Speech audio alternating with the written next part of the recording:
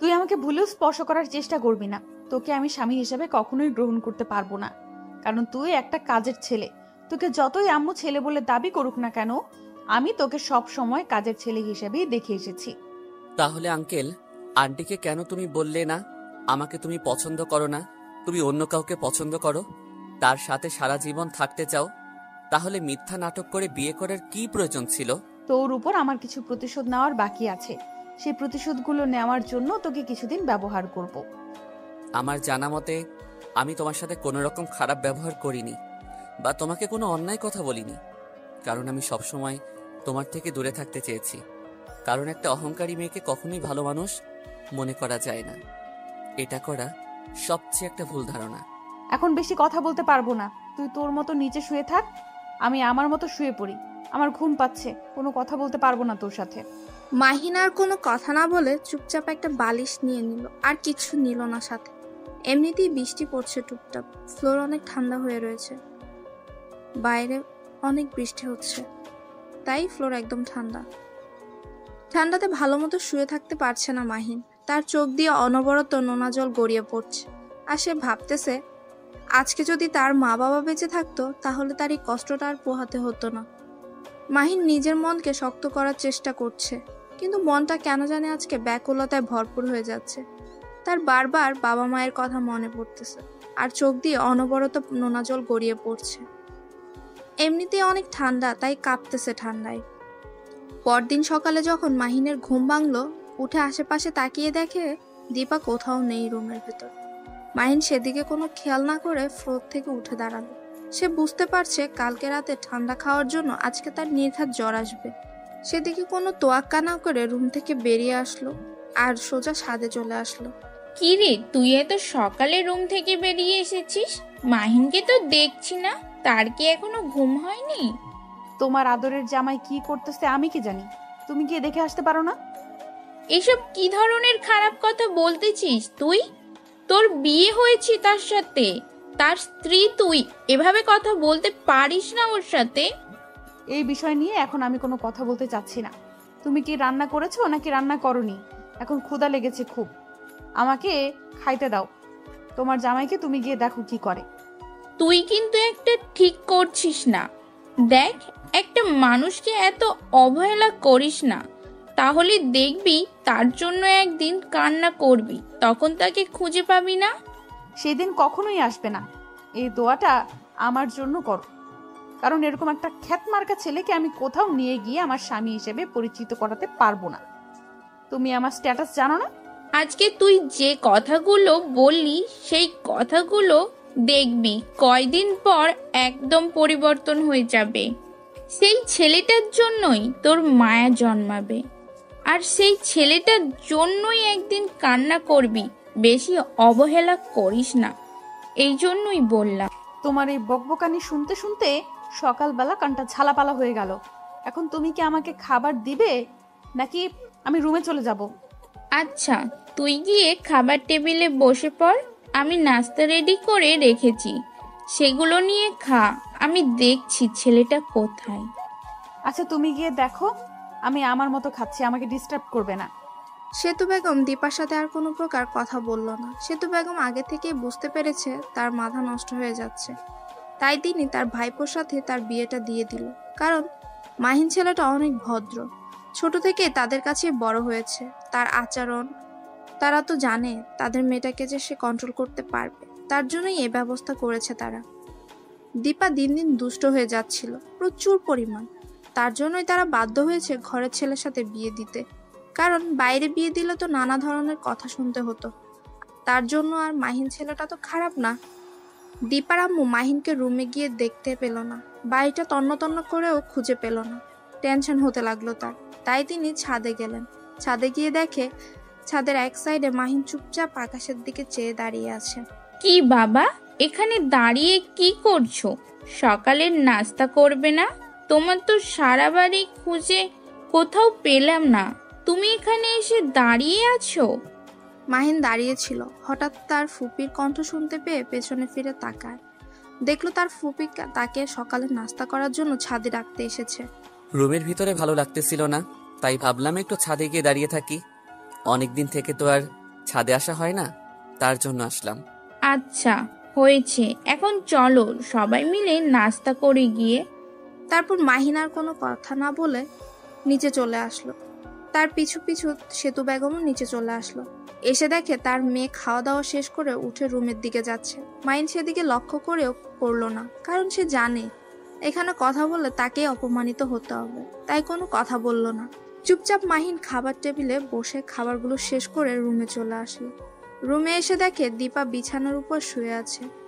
মাহিন কোনো কিছু না বলে টাওয়ালটা নিয়ে বাথরুমে চলে গেল।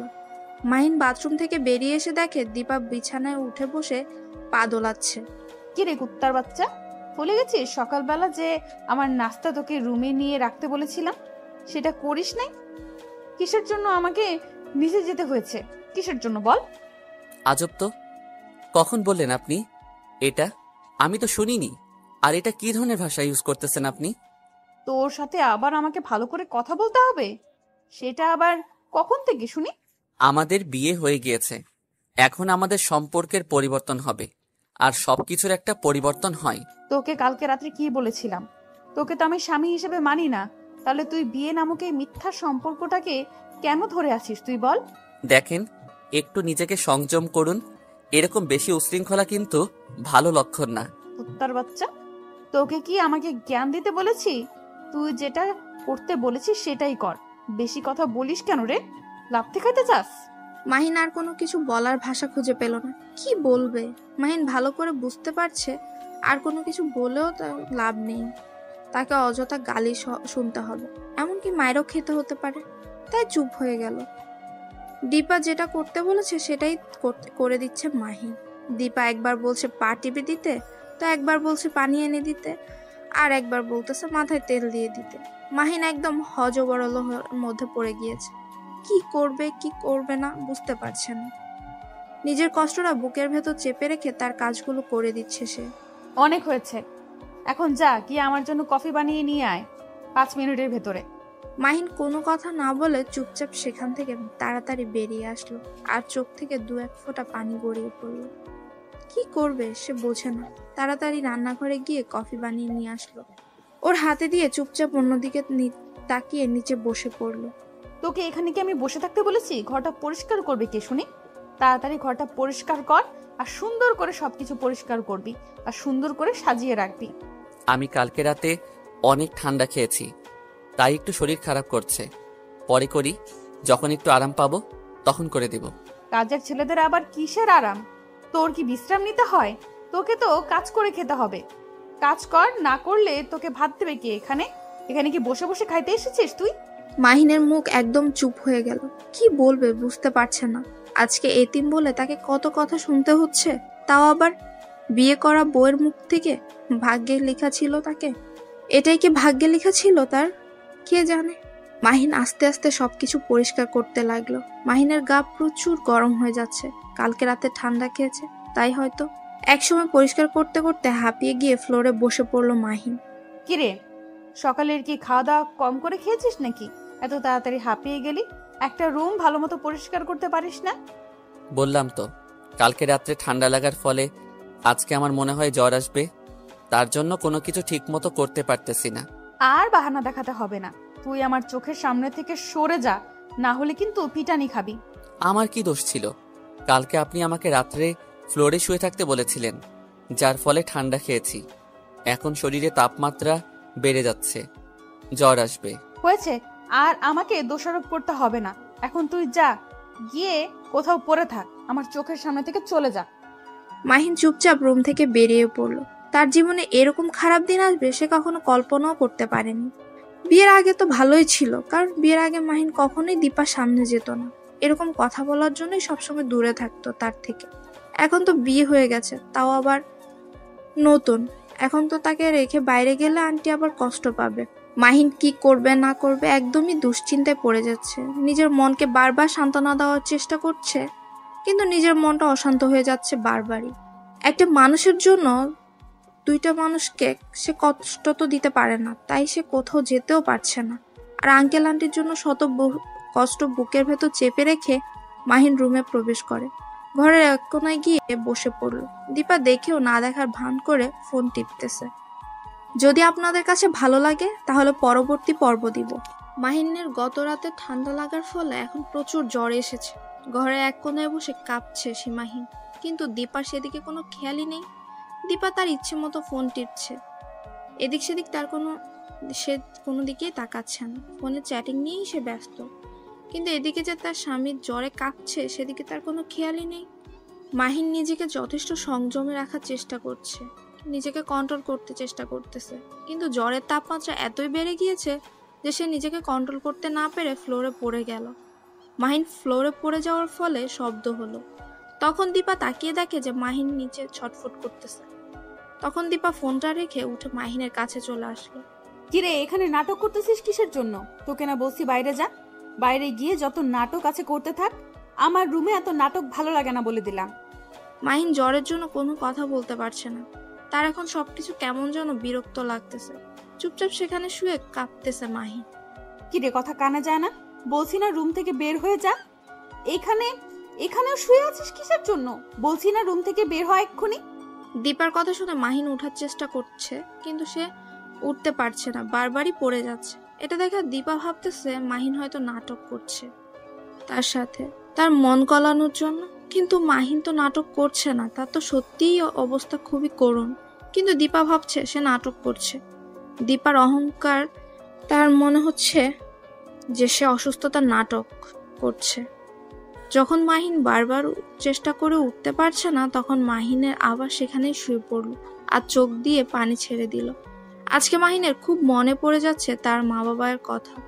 যদি আজকে তার আব্বু আম্মু বেঁচে থাকতো তাহলে তার এই করুণ অবস্থায় তার আম্মু কখনোই বসে থাকতে পারতো না, এখানে এসে তার সেবা করত। এখানে এতদিন থেকে সে আছে, কিন্তু কখনো তার আঙ্কেল আন্টি তাকে মা বাবার অভাব বুঝতে দেয়নি। কিন্তু আজকে বিয়ে হওয়ার পর সে হাড়ে হাড়ে বুঝতে পারছে মা বাবা মর্ম। দুই সাইডের কোমরে দুই হাত দিয়ে দাঁড়িয়ে আছে মাহিনের দিকে চোখ রাঙিয়ে। প্লিজ আমাকে মাফ করে দাও, আমি উঠতে পারতেছি না, অনেক চেষ্টা করতেছি, কিন্তু জ্বরের তাপমাত্রা অনেক বেশি, আমাকে যদি একটু পানি এনে দিতেন। কতবার বলবো তুই আমার সঙ্গে নাটক করবি না? তারপরও এভাবে নাটক করিস কিসের জন্য? বাইরে গিয়ে পানি খা যা। দীপার কথা শুনে মাহিনের আর কোনো কথা বলার ভাষা নেই। কি বলবে তাকে? সে দেখতে পাচ্ছে যে একটা মানুষ রোগে আক্রান্ত হয়ে কান্না করতেছে, তাকে একটু সাহায্য করার বদলে এমন তিরস্কার করছে। মেয়েটা যদি অন্য বা অপরিচিত কেউ হতো তাহলে হয়তো কষ্টটা লাগতো না। আসলে প্রিয় মানুষগুলোর কষ্টগুলো তীরের মতো আঘাত করে বুকের ভেতর। মাহিন কখনো কল্পনা করতে পারেনি যে তার এই অবস্থা হবে। সামান্য একটু জ্বর হয়েছে আর তার সেবা করার মানুষ খুঁজে পাচ্ছে না সে। হয়তো তার আন্টি শুনলে ছুটে আসবে তার সেবা করার জন্য, তিনি তো জানে না। আর তার নিজের বই তাকে অবহেলা করছে, এটা তো মানুষের কাজ হতে পারে না, তাই না? আচ্ছা, তাহলে আপনি একটু কাজ করুন, আমাকে একটু লাঠি বা ধরার মতো কিছু এনে দেন, আমি আমার রুমে চলে যাচ্ছি। তোকে বলেছি না কানের কাছে প্যান প্যান করবি না? এরকম ভ্যান ভ্যান করতেছিস কিসের জন্য শুনি? আপনি কি মানুষ না? আমার জন্য কি একটু মায়া হয় না আপনার? আপনি এভাবে কথা বলছেন কিসের জন্য? আজকে অসুস্থ বলে আপনি আমাকে জ্বালাচ্ছেন, তাড়িয়ে দিচ্ছেন। আপনি কি কখনো অসুস্থ হবেন না? যখন অসুস্থ হব তখন দেখা যাবে। এখন কানের কাছে ভ্যান ভ্যান না করে এখান থেকে চলে যা। আর তোর রুমে গিয়ে কি করিস কর, তুই আমাকে ডিস্টার্ব করবি না। মাহিন আর কোনো কথা বলল না, চুপচাপ উঠে দাঁড়ানোর চেষ্টা করছে। দেয়াল ধরে উঠে দাঁড়াচ্ছে কোনো মতে। উঠে দেয়াল ধরে সে নিজের রুমে চলে আসলো, এসে বিছানায় শুয়ে পড়ল। আর কোনো কিছু মনে নেই তার, কখন যে ঘুমিয়ে পড়েছে নিজেও জানে না। যখন ঘুম ভাঙলো তখন দেখে তার আন্টি তার পাশে বসে তার সেবা করছে। মাহিন অবাক হয়ে তার দিকে তাকিয়ে রইল। তুমি যে অসুস্থ হয়ে পড়েছো সেটা কি আমাকে জানানো উচিত না তোমার? আমি কি তোমাকে ফেলে দিয়েছি নাকি? আমার মেয়ে না হয় একটু খারাপ, তার জন্য তুমি আমাকেও কথাটা জানাবে না? আন্টি, আমি তো ঠিক আছি, আমার কোনো কিছু হয়নি। দেখেন আমাকে, আমি একদম সুস্থ আছি, আমার তো কিছু হয়নি। তাহলে আপনাকে কিসের জন্য জানাবো? যদি অসুস্থ হইতাম তাহলে জানতাম। হায় রে মানুষ, আর কত তুমি নিজেকে লুকিয়ে রাখবে? আজ 2 দিন ধরে তুমি অসুস্থ, 2 দিন ধরে তোমার কোনো খোঁজ খবর পাওয়া যাচ্ছে না, আর তুমি বলতেছো তুমি ঠিক আছো, তাই না? 2 দিন পর তুমি আজকে এই পৃথিবীর আলো দেখতে পেলে, আর তুমি বলতেছো তুমি ঠিক আছো? মাহিন তার আন্টির মুখ থেকে কথাটা শুনে অবাক দৃষ্টিতে তার আন্টির দিকে তাকিয়ে রইল। দুদিন ধরে সে অজ্ঞান হয়ে পড়েছিল, আর একবারের জন্য সে মেয়েটা তাকে দেখতে আসেনি, নাকি এসেছিল সেও জানে না। আপনাকে অনেক কষ্ট দিয়ে ফেলেছে তাই না এই 2 দিনে? কি আবোল তাবোল বলছো? তোমাকে আমার ছেলের মতো দেখি আমি, আর তুমি অসুস্থ হওয়ার পরেও তোমার সেবা করব না আমি? এটা কেমনে হয় শুনি? আমি যদি অসুস্থ হয়ে পড়তাম তাহলে তুমিও কি আমার সেবা করতে না? আপনাকে দেখে মনে হচ্ছে আপনি অনেক ক্লান্ত। এখন গিয়ে বিশ্রাম করুন। আমি একদম পুরোপুরি সুস্থ আছি, আমার আর কোনো সমস্যা হবে না। আপনি গিয়ে কিছুক্ষণ বিশ্রাম করে নেন। আচ্ছা, আমি এখন চলে যাচ্ছি, কিন্তু একটা কথা মাথায় রাখবে, তোমার যদি কোনো কিছুর প্রয়োজন পড়ে বা তুমি যদি অসুস্থ হয়ে যাও, আর এভাবে লুকিয়ে রাখবে না, বলে দিলাম। যদি তোমার কিছু একটা হয়ে যেত তাহলে আমরা কি নিয়ে বেঁচে থাকতাম বলো? আমি আর কখনো এরকম ভুল করব না। এখন থেকে সঙ্গে সঙ্গে সব কিছু আপনাকে জানিয়ে দিব। প্লিজ আমাকে মাফ করে দিবেন, আমি সত্যি অনুতপ্ত। আচ্ছা, তাহলে আমি আমার রুমে যাচ্ছি। তোমার যদি কোনো কিছু লাগে সঙ্গে সঙ্গে আমাকে জানাবে। তুমি এখন একটু গোসল করে ফ্রেশ হয়ে নাও, তাহলে আরো ভালো লাগবে তোমার। কথাটা বলে সেতু বেগম সেখান থেকে চলে গেল। আর মাহিন মনে মনে ভাবতে লাগলো যে 2 দিন থেকে সে অজ্ঞান হয়ে আছে, আর 2 দিন পরে তার আজকে জ্ঞান ফিরল। সে তো পরপারে চলে যেতে পারত। এই পৃথিবীতে বেঁচে থেকে এত যন্ত্রণা আর সহ্য হয় না তার। মাহিন মনে মনে কথাগুলো ভাবতে ভাবতে বাথরুমে গিয়ে গোসল করে নিল। একটু ফ্রেশ হয়ে রুম থেকে বেরিয়ে আসলো। এসে দেখে দীপা সামনে হেঁটে বেড়াচ্ছে। তাকে দেখে মনে হচ্ছে কোনো কিছু নিয়ে দুশ্চিন্তা করছে সে। হয়তো তার পার্সোনাল লাইফে কোনো সমস্যা হয়েছে তার জন্য। মাহিন দীপাকে দেখেও না দেখার ভান করে ছাদের দিকে যেতে লাগলো। লক্ষ্য করে দেখলো যে তার পেছনে দীপাও আসতেছে। বেশি গুরুত্ব না দিয়ে চলে আসলো মাহিন। তার পেছনে পেছনে দীপাও আসলো, কিন্তু দেরি হয়ে গেছে, কারণ মাহিন ছাদে গিয়ে বেশিক্ষণ দেরি করেনি। প্রচুর রোদ, তাই তাড়াতাড়ি নিচে নেমে এসেছে। দীপাকে পাত্তা দেয়নি। মাহিনের নিজের রুমে আবার প্রবেশ করলো। সঙ্গে সঙ্গে দীপা মাহিনের রুমে প্রবেশ করলো। মাহিন কি বলবে ভেবে পাচ্ছে না, তাই অন্য পাশে তাকিয়ে শুয়ে পড়লো মাহিন। তোর সাথে আমার কিছু কথা আছে। এইভাবে মুখ গোমরা করে না থেকে সুন্দরভাবে বসে পড়ো। কিছু কথা আছে, কথাগুলো শুনে তারপর তোমার যা ইচ্ছা তাই করতে থাকো। আমি আমার কানকে তালা লাগিয়ে দেইনি যে আমি শুনতে পারবো না। আপনার যা ইচ্ছা বলেন, বলে এখান থেকে চলে যেতে পারেন দয়া করে। সেটা না হয় বুঝলাম, কিন্তু আমি যেটা করতে বলেছি সেটাই করো এখন। না হলে কিন্তু আবার পিটানি শুরু করে দেব। এমনিতেই অসুস্থ থেকে সুস্থ হয়েছেন, এখন যদি আবার পিটানি দেই তাহলে আবার অসুস্থ হয়ে যাবেন। তাই আমি চাচ্ছি না কাউকে অসুস্থ করতে। আমার মতো অসহায় মানুষকে আর দয়া দেখাতে হবে না, তাই যা ইচ্ছা তাই বলে এখান থেকে চলে যেতে পারেন। আমার খুব ডিস্টার্ব হচ্ছে। এখন কথা হচ্ছে যে আমার এখন মাথা ব্যথা করতেছে, আমার মাথা মালিশ করে দিবে, এটাই হলো কথা। আর কোনো কথা নেই, তেল এনেছি, তাড়াতাড়ি শুরু করে দাও। আমি এখন পারবো না, আমার খুব ক্লান্ত লাগতেছে। যখন সুস্থ হব তখন আপনার কাজের লোক হিসেবে আবার নিয়োজিত হব। এখন প্লিজ অন্তত আমাকে মাফ করবেন। এখানে আমার মাথা ব্যথা করতেছে আর তুই এভাবে শুয়ে থাকবি, সেটা তো আমি কখনোই মেনে নিতে পারবো না। তুই আমার মাথায় তেল মালিশ করে দিবি, না হলে কিন্তু। মাহিন কোনো কথা না বলে চুপচাপ উঠে দেয়ালের সাথে গা হেলান দিয়ে বসে পড়ল, কারণ ঠিকমতো তো এখনো সুস্থ হতে পারেনি পুরোপুরি। দীপা গিয়ে বসে পড়লো বিছানার এক সাইডে। মাহিন তেলের বোতলটা হাতে নিয়ে আস্তে আস্তে দীপার মাথায় তেল মালিশ করতে লাগলো। মাহিনের খুব কষ্ট হচ্ছে, কারণ একটা অসুস্থ মানুষ, তার এখন কোনো কিছু ভালো লাগবে না। একটা অসুস্থ মানুষের মর্ম বুঝতে পারবে একটা সুস্থ মানুষ কখনো?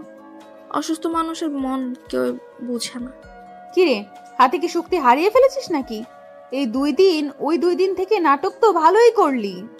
2 দিন আমার আম্মুর কাছ থেকে তো ভালোই সেবা যত্ন নিলি।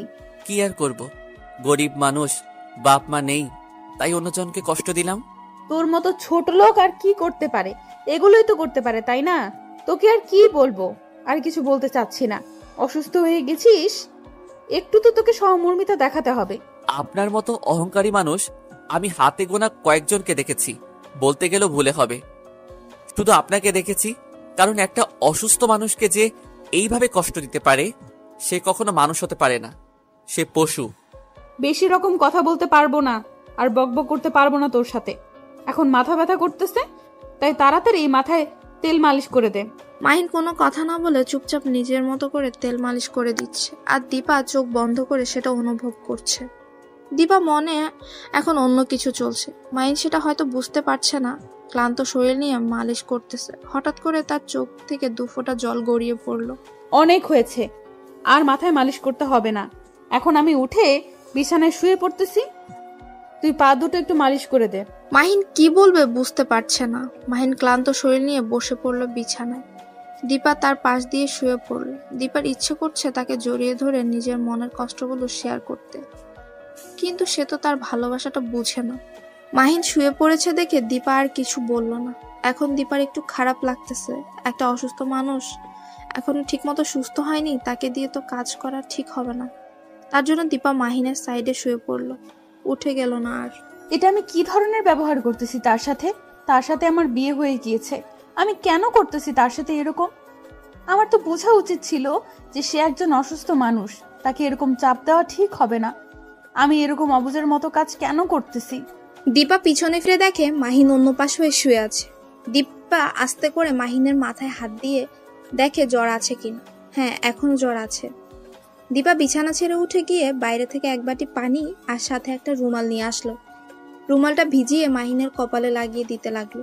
হঠাৎ করে মাহিন অনুভব করতে লাগলো তার কপালে কেউ কিছু লাগিয়ে দিচ্ছে। তাই সে চোখ খুলে তাকিয়ে অবাক হয়ে তাকিয়ে রইল দীপার দিকে। মাহিন কি বলবে বুঝতে পারছে না, শুধু অবাক হয়েই দীপার দিকে এক দৃষ্টিতে তাকিয়ে আছে।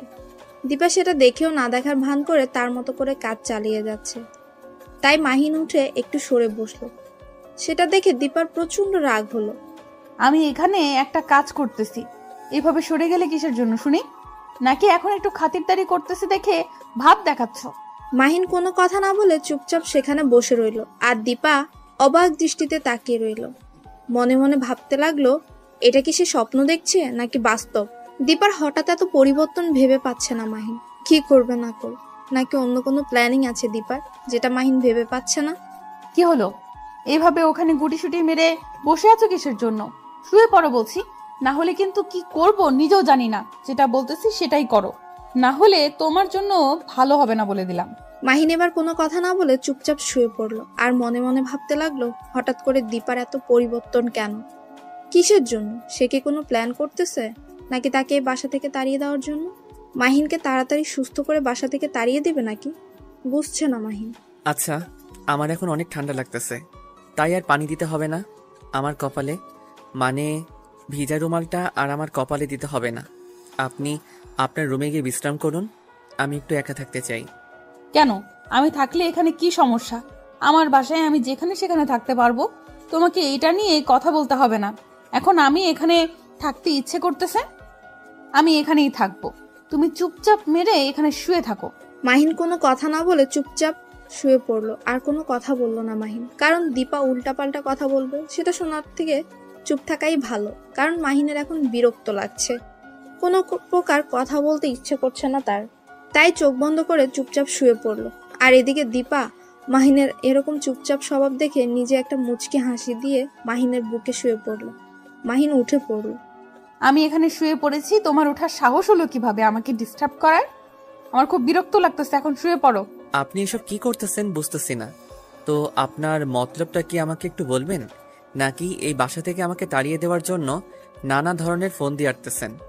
আমাকে বললে আমি চলে যাব, কিন্তু আমাকে কোনো প্রকার কলঙ্ক দেবেন না প্লিজ। এখন কোনো কথা শুনতে চাচ্ছি না, তুমি এখন শুয়ে পড়বে আর আমি তোমার বুকে মাথা রাখবো। আমার কেমন জানি লাগতেছে, মানে বালিশে ঘুমাতে ইচ্ছে করতেছে না। তাই ভাবলাম যে একজন মানুষের উপর শুয়ে থাকলে দেখি কেমন হয়, তার জন্য আর কি তোমাকে দিয়ে পরীক্ষা করতেছি। এখন শুয়ে থাকো। মাহিন কোনোভাবেই দীপার এই পরিবর্তন মেনে নিতে পারছে না। মাহিন শুধু ভাবছে, হঠাৎ করে কি হয়ে গেল যে এত পরিবর্তন হলো, কিভাবে? মাহিনের মনে সন্দেহ শুধু উকিয়ে দিচ্ছে। মাহিন কি করবে না করবে বুঝতে পারছে না, শুধু চুপচাপ শুয়ে পড়লো। এখন যদি মাহিন শুয়ে না পড়ে, তাহলে দীপা নানা ধরনের প্রশ্ন শুরু করবে, নানা ধরনের কথা বলবে, আর তখন মাহিনের মাথা ব্যথা আরো বেড়ে যাবে। তাই মাহিন চুপচাপ শুয়ে পড়লো। আর দীপা মাহিনের বুকের উপর মাথা দিয়ে শুয়ে পড়ল। মাহিন শুধু টেনশন করছে দীপা নতুন প্ল্যানিং করে তাকে কোনো কষ্ট দিবে না তো। দীপা মাহিনের বুকের উপর শুয়ে পড়ে একদম স্থির থাকছে না, বরং মাহিনের একবার হাত নাড়াচাড়া করছে তো একবার মাহিনের চুল ধরে টানছে। মাহিনের বিরক্ত লাগছে খুব, কিন্তু কিছু বলতেও পারছে না, কারণ সে যে অসহায় আজকে। আপনাকে আমি কিছু কথা বলতে চাই, আপনি প্লিজ মন খারাপ করবেন না, কারণ কথাগুলো বলা খুব জরুরি। এখানে মন খারাপ করার কি আছে বলো, সমস্যা নাই। আমি শুনতে চাই তোমার যত কথা আছে, আজকে আমি শুনবো। তোমার যত মনের ভিতর কথা আছে তুমি বলতে থাকো, আমি শুনতেছি। তোমার হঠাৎ করে এতটা পরিবর্তন আমি কেন জানি মেনে নিতে পারতেছি না। আমার মনে হচ্ছে তুমি নিশ্চয়ই কোনো প্ল্যানিং করতেছো আমাকে এখান থেকে তাড়িয়ে দেওয়ার জন্য। সত্যি করে বলো না প্লিজ, আসলে তোমার এতটা পরিবর্তন হওয়ার কারণ কি? কারণটা আমি নিজেও জানি না। একবার ভেবে দেখলাম যে যেহেতু বিয়ে করেছি আর আমি মেয়ে মানুষ হিসেবে তো একটু নিজেকে কন্ট্রোল করে রাখতে হবে। এত উশৃঙ্খল হলে আসলেই ভবিষ্যৎ খারাপ হবে। আর আমরা তো মুসলিম মানুষ, আমাদের একটা বিবাহ যেহেতু হয়ে গেছে, স্বামীকে কষ্ট দেওয়া তো ঠিক না। আমি এতটাও খারাপ না তুমি যতটা ভাবো, কিন্তু আমি ততটাও খারাপ যতটা তুমি ভাবো না। তোমার কথার আমি কিছু বুঝলাম না। আসলে তুমি কি বোঝাতে চাচ্ছ আমাকে? আর তুমি কেন আমার সাথে এত ভালো ব্যবহার করতেছো? নিশ্চয়ই তার একটা কারণ আছে, তাই না? সেটা ঠিক বলেছ, কারণ ছাড়া কেউ পরিবর্তন হয় না। আমারও কিছু কারণ আছে, তার জন্য আমি পরিবর্তন হয়েছি। আস্তে আস্তে সবকিছু জানতে পারবে। এখন এত প্রেশার দিও না, আমার ঘুম পাচ্ছে, আমাকে ঘুমাতে দাও। মাহিন একদম চুপ হয়ে গেল। সে বুঝতে পারছে না কি করবে। দীপাকে নিজের বুক থেকে সরাতেও পারছে না আর রাখতেও পারছে না। তার কেমন যেন অস্থির লাগছে। এই বিষয়টা হঠাৎ করে এত পরিবর্তন কেন, কেমন যেন লাগছে মাহিনের মনের ভেতরে, কেমন যেন করছে। কি করবে না করবে সে বুঝে উঠতে পারছে না। আচ্ছা চলো, এখন আমরা ছাদে যাব, আর রুমের ভেতর থাকতে ইচ্ছে করতেছে না। তুমি এখন আমার সাথে যাবে। দীপার এমন কথা শুনে হঠাৎ মাহিন চমকে উঠল। কি করবে বা কি বলবে বুঝতে পারছে না। হঠাৎ করে এরকম বাহানা করার কি আছে?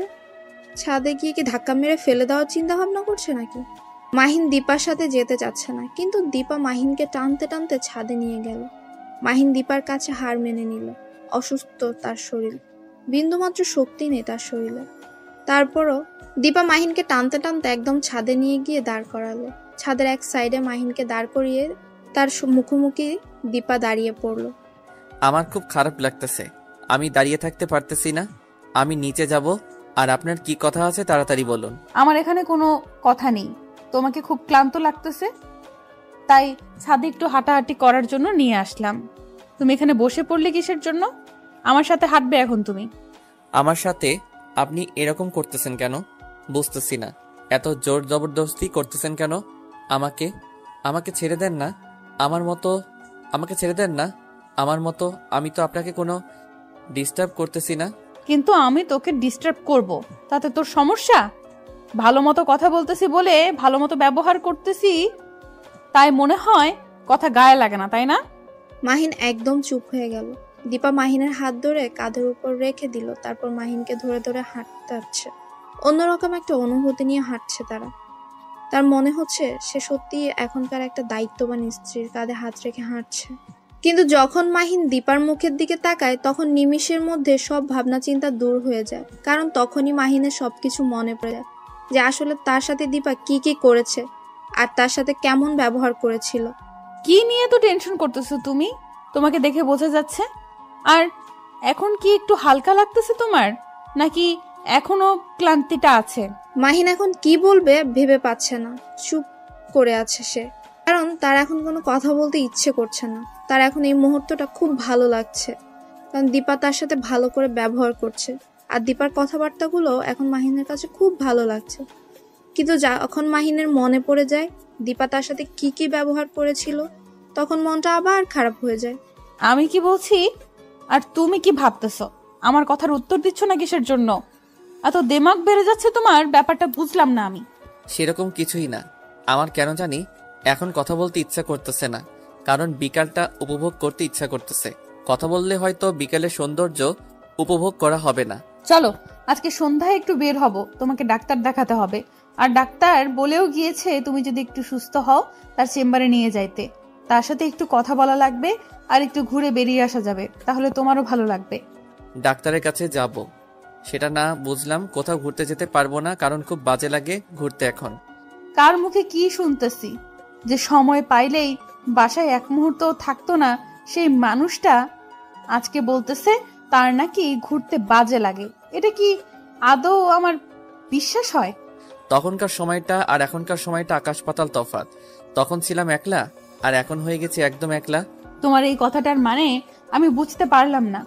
আগে একটা ছিল সেটা বুঝলাম, এখন একদম একা, সেটা কিভাবে সম্ভব? বিয়ে করলাম যে তার সাথে সারা জীবন সুখে সংসার করে কাটিয়ে দিব, তার সাথে সুখ দুঃখের গল্প করে সারা জীবন তার হাতে হাত রেখে পার করে দিব, কিন্তু সে আমাকে বুঝলো না। এখন একলা থাকবো না তো কতজনকে নিয়ে থাকবো? দীপা কোনো প্রকার কথা বলল না, কারণ সে মাহিনের মনের অবস্থা বুঝতে পারছে। এই অসুস্থতার মধ্যেও দীপার মাহিনকে কোনো কিছু বলা যাবে না। যদি আবার মানুষটা অসুস্থ হয়ে যায়, এমনিতেই তার আম্মু সে ছেলেটাকে নিয়ে কত টেনশন করে, এখন যদি আবার ভুলভাল কিছু বলে আবার অসুস্থ হয়ে যাবে, তাকে আবার কথা শুনতে হবে, কত চাপ নিতে হবে তাকে। তার থেকে কিছু না বলে চুপচাপ একটা দীর্ঘশ্বাস নিল দীপা।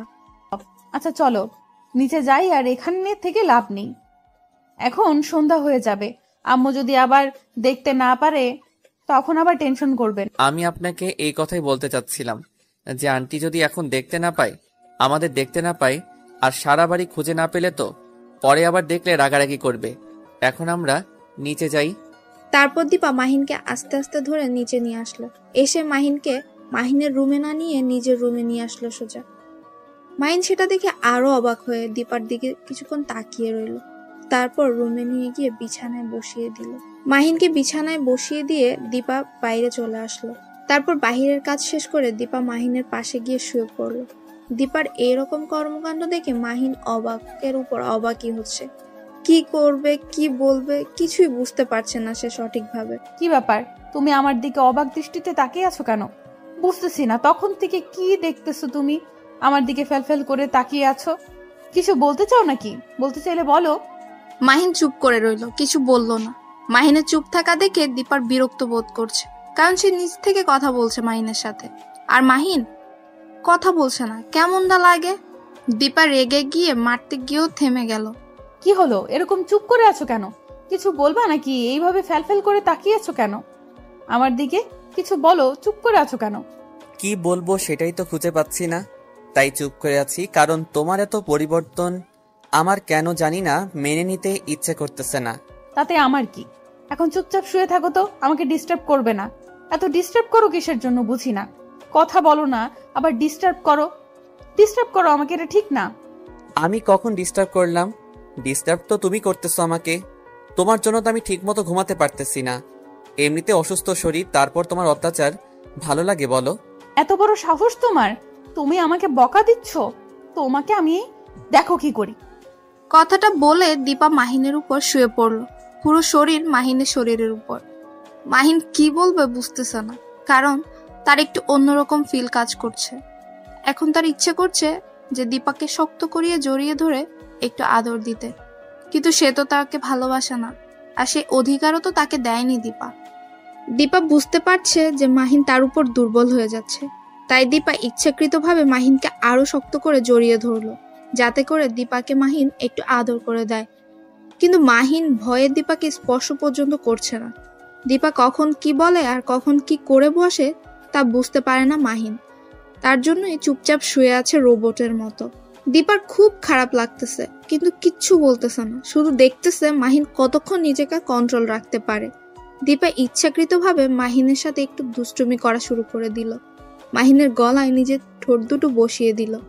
মাহিন কি করবে না করবে বুঝতে পারছে না, কারণ তার কেমন যেন একটা ফিলিংস কাজ করতেছে, সেই ফিলিংসটা যে আগে কখনো অনুভব করেনি। আজকে কেন যেন দীপার নিঃশ্বাসটা তার হৃদয়ের স্পন্দনকে বাড়িয়ে দিচ্ছে। দীপা বুঝতে পারছে মাহিন দুর্বল হয়ে যাচ্ছে তার উপর, তাই মাহিনকে আরো দুর্বল করতে দীপা মাহিনের ঠোঁটে তার ঠোঁট দুটো বসিয়ে দিল। মাহিনের খুব অস্থির লাগছে, কি করবে বুঝতে পারছে না সে। কোনোভাবেই দীপাকে তার উপর থেকে সরাতে পারছে না। দীপাকে সরাতে গেলে দীপা মাহিনকে আরো শক্ত করে আঁকড়ে ধরছে। প্লিজ আমাকে ছেড়ে দেন। আপনি এসব কি করতেছেন? আমার খুব বাজে লাগতেছে, আপনি আমাকে ছেড়ে দেন। কি বলেছিলাম মনে নাই? আমার যা ইচ্ছা তাই করব, তুমি কোনো কথা বলতে পারবে না। চুপচাপ শুধু সহ্য করতে হবে তোমাকে।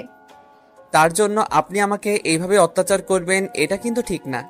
আজকে অসুস্থ বলে আপনি আমাকে যা তা করতেছেন, তাই না? আর আপনি করে বলতেছো কিসের জন্য? এখন থেকে তুমি করে বলবে, আর আমাকে তুমি আদর করে দিবে এখন। কথাটা বলে দীপা মাহিনকে আরো শক্ত করে জড়িয়ে ধরলো। মাহিন নিজেকে কন্ট্রোল রাখতে পারছে না। মাহিন কি করবে বুঝতে পারছে না। দীপাকে সরিয়ে দিতে ইচ্ছেও করছে না, কারণ মাহিন একটা ছেলে, রোবট তো আর না। মাহিনেরও খুব ইচ্ছে করছে দীপাকে একটু আদর করে দিতে, কিন্তু দীপা যে পরে কি বলবে সেটা ভেবে ভয়ে শেষ। মাহিন কি করবে বুঝতে পারছে না, নিজেকে কন্ট্রোল রাখতেও পারছে না। এখন কি করবে সে কিছুই বুঝতেছে না। আমার ভালো লাগতেছে না, আমাকে ছেড়ে দেন প্লিজ, আমি ওসব করতে পারবো না। কে বলেছে ভালো লাগে না? আমার যেটা ভালো লাগে আমি সেটা করব। সেটা তো তোমাকে আগেই বলে রাখছি, এখানে বাহানা করার কি আছে? আমি তো ছেড়ে দিচ্ছি না এখন। কথাটা বলে দীপা মাহিনকে আবার শক্ত করে জড়িয়ে ধরলো, আর মাহিনের ভেতরে যেন তোলপাড় শুরু হয়ে গেছে। সে তো একটা মানুষ, রোবট তো আর না, তাই তার ভেতরেও ফিলিংসটা কাজ করতেছে। হঠাৎ করে মাহিনও দীপাকে শক্ত করিয়ে জড়িয়ে ধরলো, আর দীপার ঠোঁটে নিজের ঠোঁট দুটো বসিয়ে দিল। দীপা এক মুহূর্তের জন্য অন্যরকম একটা স্বাদ পেল। দীপা ও মাহিনকে কিস করতে লাগলো। দুজনেই ধীরে ধীরে ভালোবাসার সাগরে তলিয়ে গেল। তাদের মিলন হয়ে গেল, কিন্তু এর পরবর্তী রিয়েকশনটা কি হতে পারে কে জানে। মাহিনের ভেতর ভয় কাজ করতেছে। দীপাকে ছেড়ে দিয়ে এক সাইডে শুয়ে পড়ল। দীপা হাঁপিয়ে গেছে, তাই মাহিনের বুকের উপরই আবার শুয়ে পড়ল। সেটা দেখে মাহিন অবাক হচ্ছে, দীপার কোনো রিয়েকশন নেই। এভাবে শুয়ে থাকলে তো আর হবে না, চলো এখন গোসল করতে যাব। আমাকে কোলে করে নিয়ে যাবে। তুমি অসুস্থ হয়েছো তো কি হয়েছে? এখন আমি অসুস্থ, আমাকে কোলে করে নিয়ে যাবে। আমি এটা জানি। এসব কি বলতেছো তুমি? আমি বুঝতেছি না তো। তোমাকে কোলে করে নিয়ে বাথরুমে যেতে হবে, এটা কি ধরনের কথা? তুমি কি পায়ে হাঁটতে পারো না? পায়ে হাঁটতে পারি না এখন, পায়ে হাঁটতে পারবো না, কারণ এখন ব্যথা লাগতেছে, তার কারণে হাঁটতে পারবো না। তুমি ব্যথা দিয়েছো, এখন তুমি আমাকে কোলে করে নিয়ে যাবে আর কোলে করে আনবে, ঝামেলা শেষ। দেখো, আমি এখনো পুরোপুরি সুস্থ না, তাই তোমাকে কোলে করে নিয়ে গিয়ে যদি আবার ফেলে দেই, তখন তো আবার কোমর ভেঙে গেলে আমাকে যত যন্ত্রণা সহ্য করতে হবে। তার থেকে তুমি হেঁটে যাও, সেটাই বেটার হবে। আবার তুমি আমার সাথে তর্ক করতেছো? এবার কিন্তু আম্মুকে বিচার দিব যে তুমি আমাকে ব্যথা দিয়েছো। এখন আমি যেটা করতে বলছি সেটা করবে কিনা। আচ্ছা, বিচার দিতে হবে না, চলো আমি তোমাকে নিয়ে যাচ্ছি। কথাটা বলে মাহিন দীপাকে কোলে তুলে নিল বিছানা থেকে। তারপর দুজনে বাথরুমে চলে আসলো। বাথরুমে চলে এসেছে ঠিকই, কিন্তু কোনো কিছুই সাথে নিয়ে আসেনি দুজনের মধ্যে একজন। গোসল শেষে বের হবে কিভাবে তারা? দুজনে বাথরুমে বন্ধ হয়ে গেল। শেষ পর্যন্ত কোনো উপায় না পেয়ে মাহিন নিজেই বেরিয়ে আসলো ভেজা শরীরে। তারপর রুম থেকে কাপড় নিয়ে আবার বাথরুমে গেল। গিয়ে দেখে দীপার অবস্থা খুবই খারাপ। মাহিন চোখ বন্ধ করে নিল। দীপা সেটা দেখে হাসলো, আর মাহিনের কাছে এসে মাহিনকে জড়িয়ে ধরলো। কি করতেছো? এটা কি ধরনের অসভ্যতামি? সব সময় খোলা ভালো লাগে নাকি? তুমি আমাকে বকা দিচ্ছ তাই না? এখন যদি উড়াধুরা পিটানি দিতে শুরু করি তখন কেমন লাগবে শুনি? চুপচাপ যেটা করতেছি করতে দাও। মাহিন ভেজা বেড়ালার মতো চুপ হয়ে গেল, আর কোনো কথা বলার সাহসও পেল না। চুপচাপ সেখানেই দাঁড়িয়ে রইল রোবটের মতো। দীপা যেটা করছে মাহিনও সেটাই করলো। তারপর তারা একদম গোসল সেরে ফ্রেশ হয়ে বেরিয়ে আসলো দুজনে একসাথে। সন্ধ্যার সময় তাদেরকে ডাক্তারের ওখানে যাওয়ার কথা ছিল, তার জন্যই দুজন প্রস্তুতি নিল। আর তার জন্য মায়ের কাছ থেকে পারমিশনও নিতে হবে। দুজনে একসাথেই দীপার আম্মুর কাছে গেল। দীপার আম্মু তখন রান্নাঘরে রান্না করছিল। তারা দুজনই দীপার আম্মুকে বলে বাসা থেকে বেরিয়ে পড়ল। উদ্দেশ্য এখন ডাক্তারের কাছে যাবে তারা। যাই হোক, তাহলে আমার মেয়েটার আক্কেল জ্ঞান হচ্ছে, তাকে আর কোনো কিছু বোঝাতে হবে না। তাদের দেখে মনে হচ্ছে তারা দুজনে অনেক খুশি। হয়তো তাদের মাঝে সবকিছুর পরিবর্তন হচ্ছে। দিন দিন তারা আরো ঘনিষ্ঠ হতে থাকবে। আমার মেয়েটা ভালো হয়ে যাবে একদিন, সবকিছু আগের মতো চলতে থাকবে। কথাটা মনে মনে চিন্তা করে সেতু বেগম আবার রান্নায় মনোযোগ দিলেন। আরো বেশি করে এখন রান্নাটা করতে হবে। অন্যান্য দিনের তুলনায় কিছু আইটেম আজকে আরো বেশি করে তৈরি করলো আজকে এই খুশিতে। আর এদিকে দীপা আর মাহিন গাড়িতে ডাক্তারের সাথে কথা বলা শেষ করে ডাক্তার চেম্বার থেকে বের হয়ে দুজনের রাস্তা দিয়ে হাঁটতেছে। সন্ধ্যার সময় রাস্তার দুই সাইডে ল্যাম্পপোস্টের আলোয় দুজনে হাত ধরে হাঁটতেছে। তাদের মুখ থেকে কোনো কথা বেরোচ্ছে না। দুজনেই শুধু নিজেদেরকে অনুভব করছে একে অপরের ভালোবাসা। এখন কোথায় যাব? এখন তো বাসায় যেতে ইচ্ছে করতেছে না। চলো না ওই পুকুর পাড়ে কিছুক্ষণ বসে গল্প করি, তারপর বাসায় যাব। আমার কেন জানি খুব খারাপ লাগতেছে। আজকে না কালকে সকালে আসবো, সারাদিন ঘুরবো। আজকে চলো, আমার খুব ক্লান্ত লাগতেছে। আজকে বাসায় যাই, আন্টির সাথে কথা বলি। আচ্ছা তাহলে চলো, আম্মুকে গিয়ে সবকিছু জানাতে হবে, না হলে আমার টেনশন করবে। এমনিতেই 2 দিন ধরে আম্মুর কিছু মুখে নেয়নি। কি বলতেছো আন্টি? 2 দিন ধরে কিছু খাইনি কেন? কিসের জন্য? আমি তো ঠিক ছিলাম, তাই না? তুমি ঠিক ছিলে নাকি কি ছিলে সেটা আমরা জানি। তুমি তো অসুস্থ ছিলে, তাই কিছুই জানো না। আমি বুঝতে পেরেছি তোমার অবস্থাটা কি করুণ ছিল, আর তোমার কি একটা অবস্থা হয়েছিল সেটা আর না বলি। থেমে গেলে কিসের জন্য বলো? আমার কি হয়েছিল? আমার কি কোনো বড় ধরনের সমস্যা দেখা দিয়েছিল নাকি এই 2 দিনের ভিতর? না, সেরকম কোনো কিছুই নেই। এখন চলো, এখানে থেকে লাভ নেই, বাসায় যেতে হবে, সন্ধ্যা ঘনিয়ে আসছে। তারপর মাহিন আর দীপা দুজনেই হাঁটতে হাঁটতে একটা রিক্সা দেখলো। সেই রিক্সা করে দুজনেই শহরটা দেখতে দেখতে বাসায় ফিরে আসলো। এসে দেখে যে দীপার আম্মু রান্না শেষ করে সবকিছু গোছিয়ে রাখছে। তারা দুজনই রুমের ভেতর চলে আসলো। তারপর বাথরুমে দুজনে একসাথে গিয়ে ফ্রেশ হয়ে বিছানায় এসে বসে পড়লো। কেউ কোনো কথা বলছে না, শুধু তাকিয়ে আছে একে অন্যের দিকে এক দৃষ্টিতে। তাদের ভালোবাসা উপলব্ধি করছে। তারা কোনো কথা বলছে না, শুধু মুহূর্তটা উপভোগ করছে তারা। কি রে, কোথায় গেলি? তাড়াতাড়ি নিচে আয়, রেডি করেছি তো রাতের খাবার। আর কতক্ষণ অপেক্ষা করব? অনেকক্ষণ ধরে তো তোদের জন্য অপেক্ষা করতেছি। তাড়াতাড়ি নিচে আয়। এই তো যাচ্ছি, তুমি আর একটু ওয়েট করো, আমরা যাচ্ছি। অনেকক্ষণ ধরে অপেক্ষা করতেছি, আর অপেক্ষা করতে পারবো না, আমার ক্ষুধা লেগেছে। তোরাও তাড়াতাড়ি নিচে আয়, একসাথে সবাই মজা করে খাবার খাবো। আচ্ছা যাচ্ছি, তুমি সবকিছু রেডি করে রাখো, আমরা এইমাত্র নিচে নামতেছি। এই দেখো, পেছনে ঘুরে আমরা যাচ্ছি। তারপর দীপা আর মাহিন দুজনেই নিচে চলে এসেছে। সেতু বেগমের সাথে বসে সবাই একসাথে মজা করে খেতে লাগলো। হঠাৎ করে মাহিনের কি যেন হয়ে গেল, হঠাৎ তার কাশি উঠে গেল। সেটা দেখে দীপা তাড়াতাড়ি উঠে মাহিনের হাতে পানি ধরিয়ে দিল। আর সেটা দেখতে পেয়ে তো সেতু বেগমের মনের ভেতর একটা শান্তি বিরাজ করছে। যাই হোক, তার মেয়ের দিন দিন বুদ্ধি হচ্ছে। তার মেয়েটাকে সে ঘরের মধ্যে বিয়ে দিয়ে একটা ভালো কাজই করেছে। আর এদিকে দীপা মাহিনের মাথায় হাত বুলিয়ে দিচ্ছে, কারণ মাহিনের যেন হঠাৎ কাশ উঠেছে, সেটা থামছেই না। দীপা নিজ হাতে মাহিনকে পানি খাওয়াচ্ছে, আর সেটা দেখে মাহিন নিজেই অবাক হচ্ছে। হঠাৎ করে দীপা যেটা করে বসলো সেটা একদমই ভাবনা চিন্তার বাহিরে।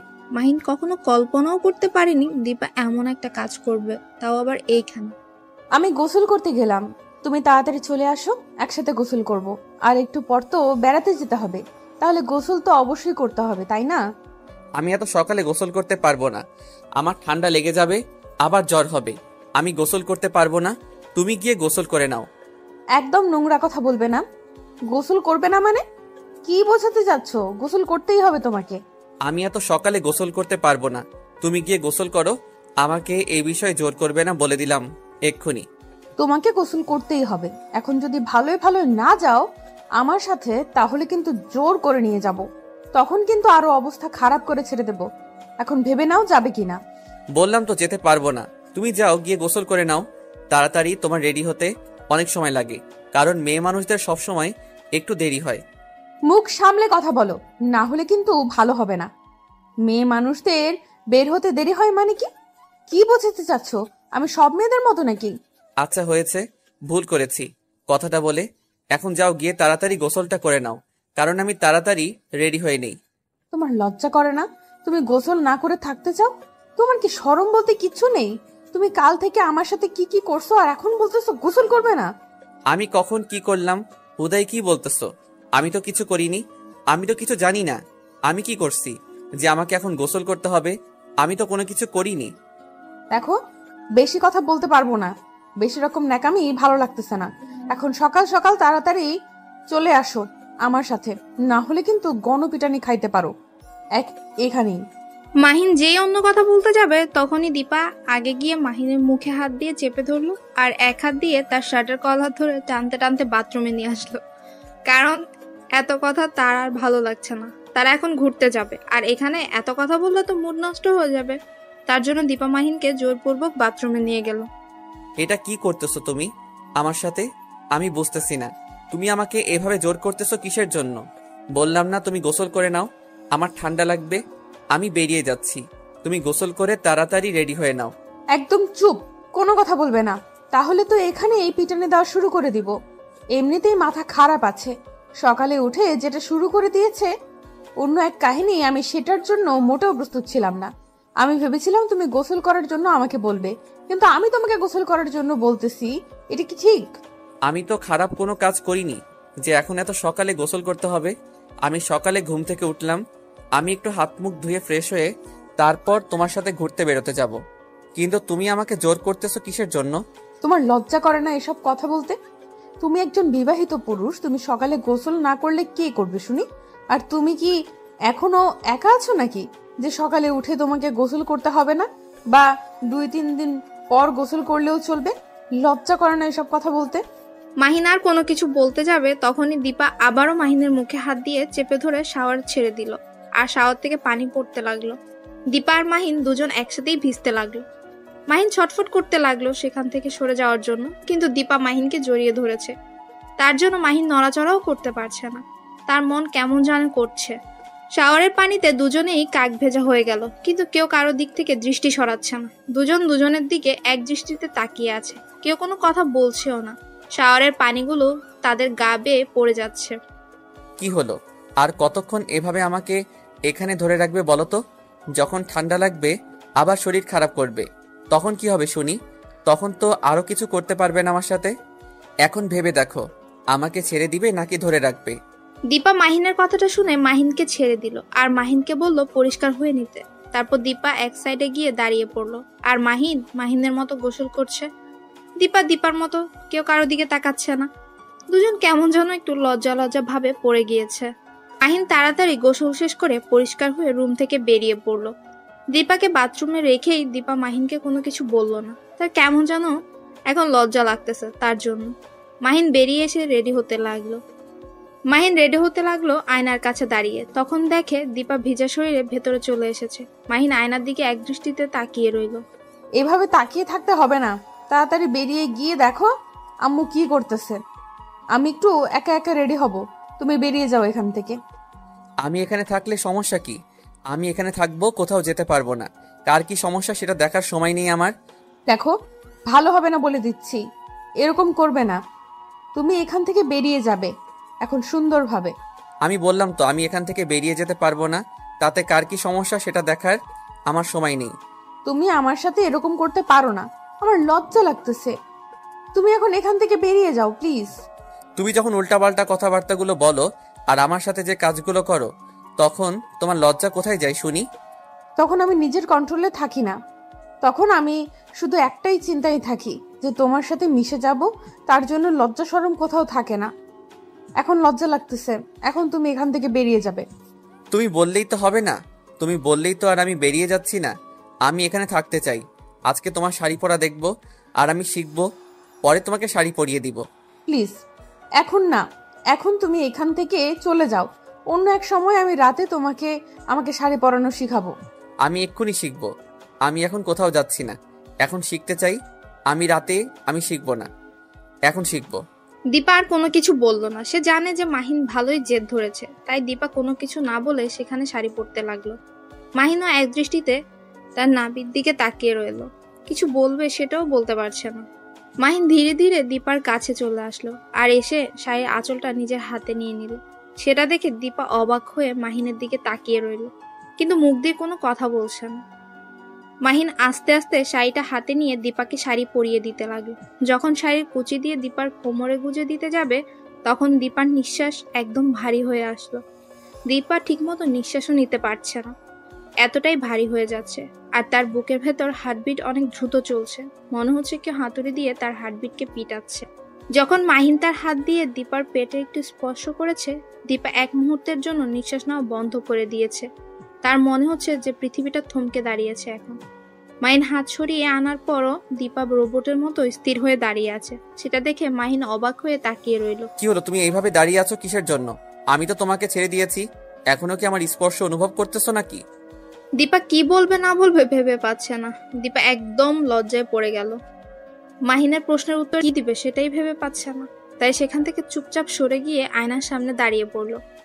আর নিজেকে দেখতে লাগলো তার স্বামী আজকে প্রথম তাকে শাড়ি পরিয়ে দিল, সেটা দেখতে কেমন লাগে, আর তার স্বামী ঠিকমতো শাড়ি পরাতে পেরেছে কিনা সেটা পরীক্ষা করার জন্য।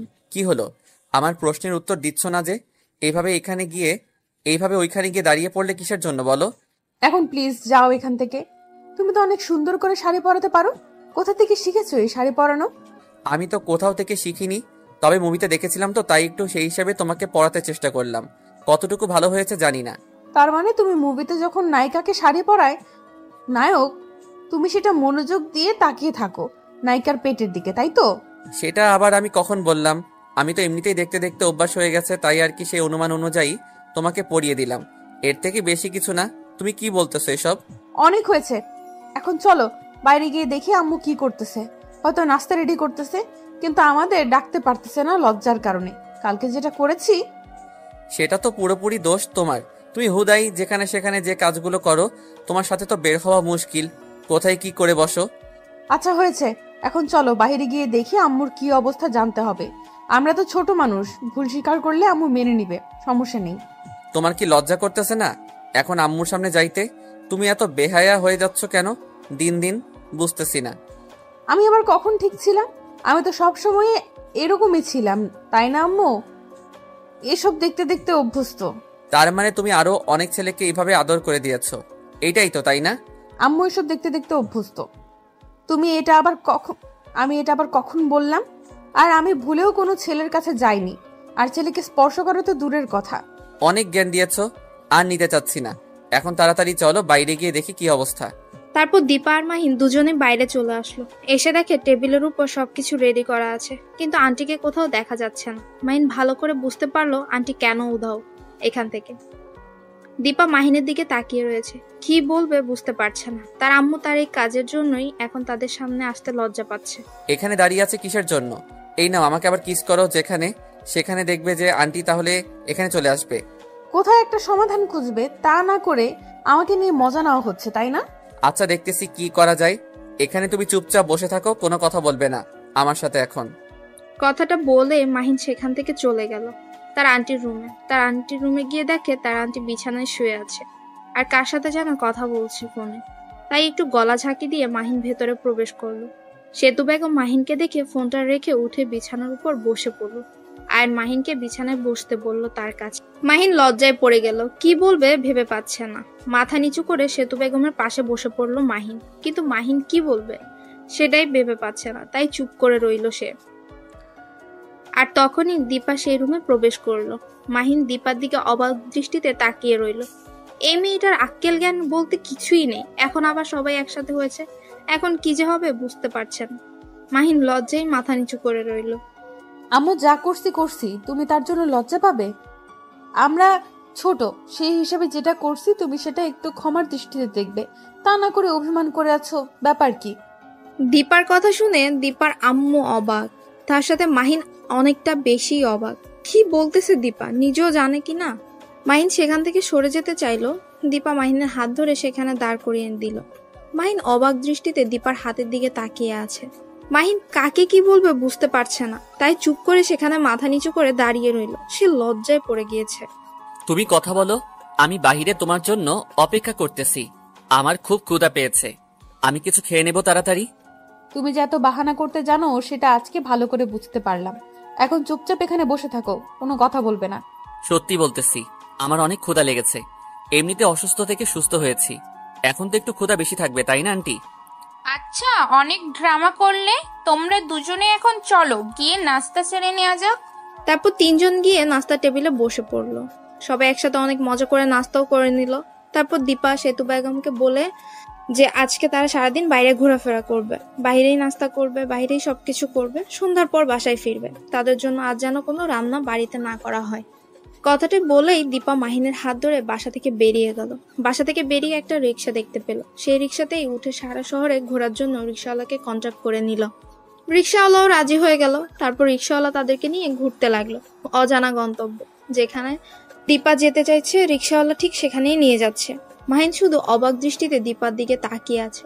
সে এত জায়গা চেনে কিভাবে? সে তো এই এলাকাতেই বড় হয়েছে, কিন্তু এই এলাকার এই গলিগুলো তো কখনো আসা হয়নি। কিন্তু দীপা ঠিকই এসেছিল। কি ব্যাপার, তুমি আমার দিকে এভাবে অবাক দৃষ্টিতে তাকিয়ে আছো কিসের জন্য? বুঝলাম না, আমি কি কোনো ভুল কাজ করতেছি নাকি? সেরকম কোনো কিছু না, কিন্তু একটা জিনিস আমাকে খুব ভাবাচ্ছে। আমিও তো এই এলাকাতেই বড় হয়েছি ছোট থেকে, কিন্তু এই গলিগুলোতে কখনো আসা হয়নি। তাই ভাবতেছি তুমি এত গালি করেছো আর আমি এখান থেকে কি ঘোড়ার ঘাস কাটলাম। দেখো, কথাটা কিন্তু যুক্তিযুক্ত, কারণ আমি অনেক জায়গায় ঘুরেছি আর তুমি তো অনেক জায়গায় ঘুরেছো। হিসেব করে দেখো, আমি বেশি ঘুরেছি। কি মজা! তোমার মতো তো আর আমি এই কাছাকাছি জায়গাগুলোকে ভোগ করিনি, আমি তো দূরে দূরে ঘুরতে গিয়েছিলাম। আমি কখনো তো আশেপাশের এলাকাগুলোতে ঘুরতে যাইনি। কথায় আছে না, যে দেশের কোনো কিছু উপভোগ না করেই বাইরের দেশে যাওয়া লেজেন্ডগুলো হলো আসল আবাল। তার মানে তুমি আমাকে আবাল বলে সম্বোধন করতেছো, তাই তো? এত বড় সাহস হলো কি করে তোমার? এখন কিন্তু এতটা অসুস্থ না যে তোমাকে কিছু বলতে পারবো না। তোমার সাহস দেখতেছি দিন দিন বেড়েই চলেছে। ভালো লাগলো তোমার এই স্বভাবটা। আমাকে না দেখিয়ে অন্যকে দেখালে হয়তো কাজে লাগবে। আমার কাছ থেকে অন্তত নিজের সাহসটা লুকিয়ে রাখার চেষ্টা করো। আমার রাগ উঠলে আমি মানুষ থাকি না, তখন তোমাকে কি বলবো, কি করব নাকি পিটাবো হুঁশ থাকে না। এটা আমাদের বাড়ি না, আর আমরা এখন রাস্তায় আছি, আর একটা রিক্সাওয়ালা মামা আমাদের সাথে আছে। আর তুমি কি ব্যবহার করতেছো শুনি? অনেক হয়েছে, আর জ্ঞান নিতে চাচ্ছি না। মামা, আপনি একটা বিলের পাশে নামিয়ে দিন, আর আপনি আপনার ভাড়াটা নিয়ে চলে যান তো। আমরা এখন একটা নদীর ধারে যেতে চাচ্ছি। তারপর দীপা রিক্সাওয়ালা তাদেরকে নিয়ে একটা নদীর কাছে গিয়ে নামিয়ে দিল। রিক্সা ভাড়া নিয়ে সেখান থেকে চলেও গেল। আর দীপা নদীর কিনারা দিয়ে হেঁটে যাচ্ছে, সেটা দেখে মাহিন দীপাকে সেখান থেকে সরিয়ে নিল। মাহিনের ভয় করছে, যদি কি পড়ে যায় দীপা, তার জন্য। দীপা কিছু বলল না, চুপচাপ মাহিনের হাত ধরে নদীর পাড়ে হাঁটতে লাগলো। আর সে নদীর পাড়ের বাতাসগুলো, একদম মুক্ত খোলা বাতাসগুলো উপভোগ করতে লাগলো।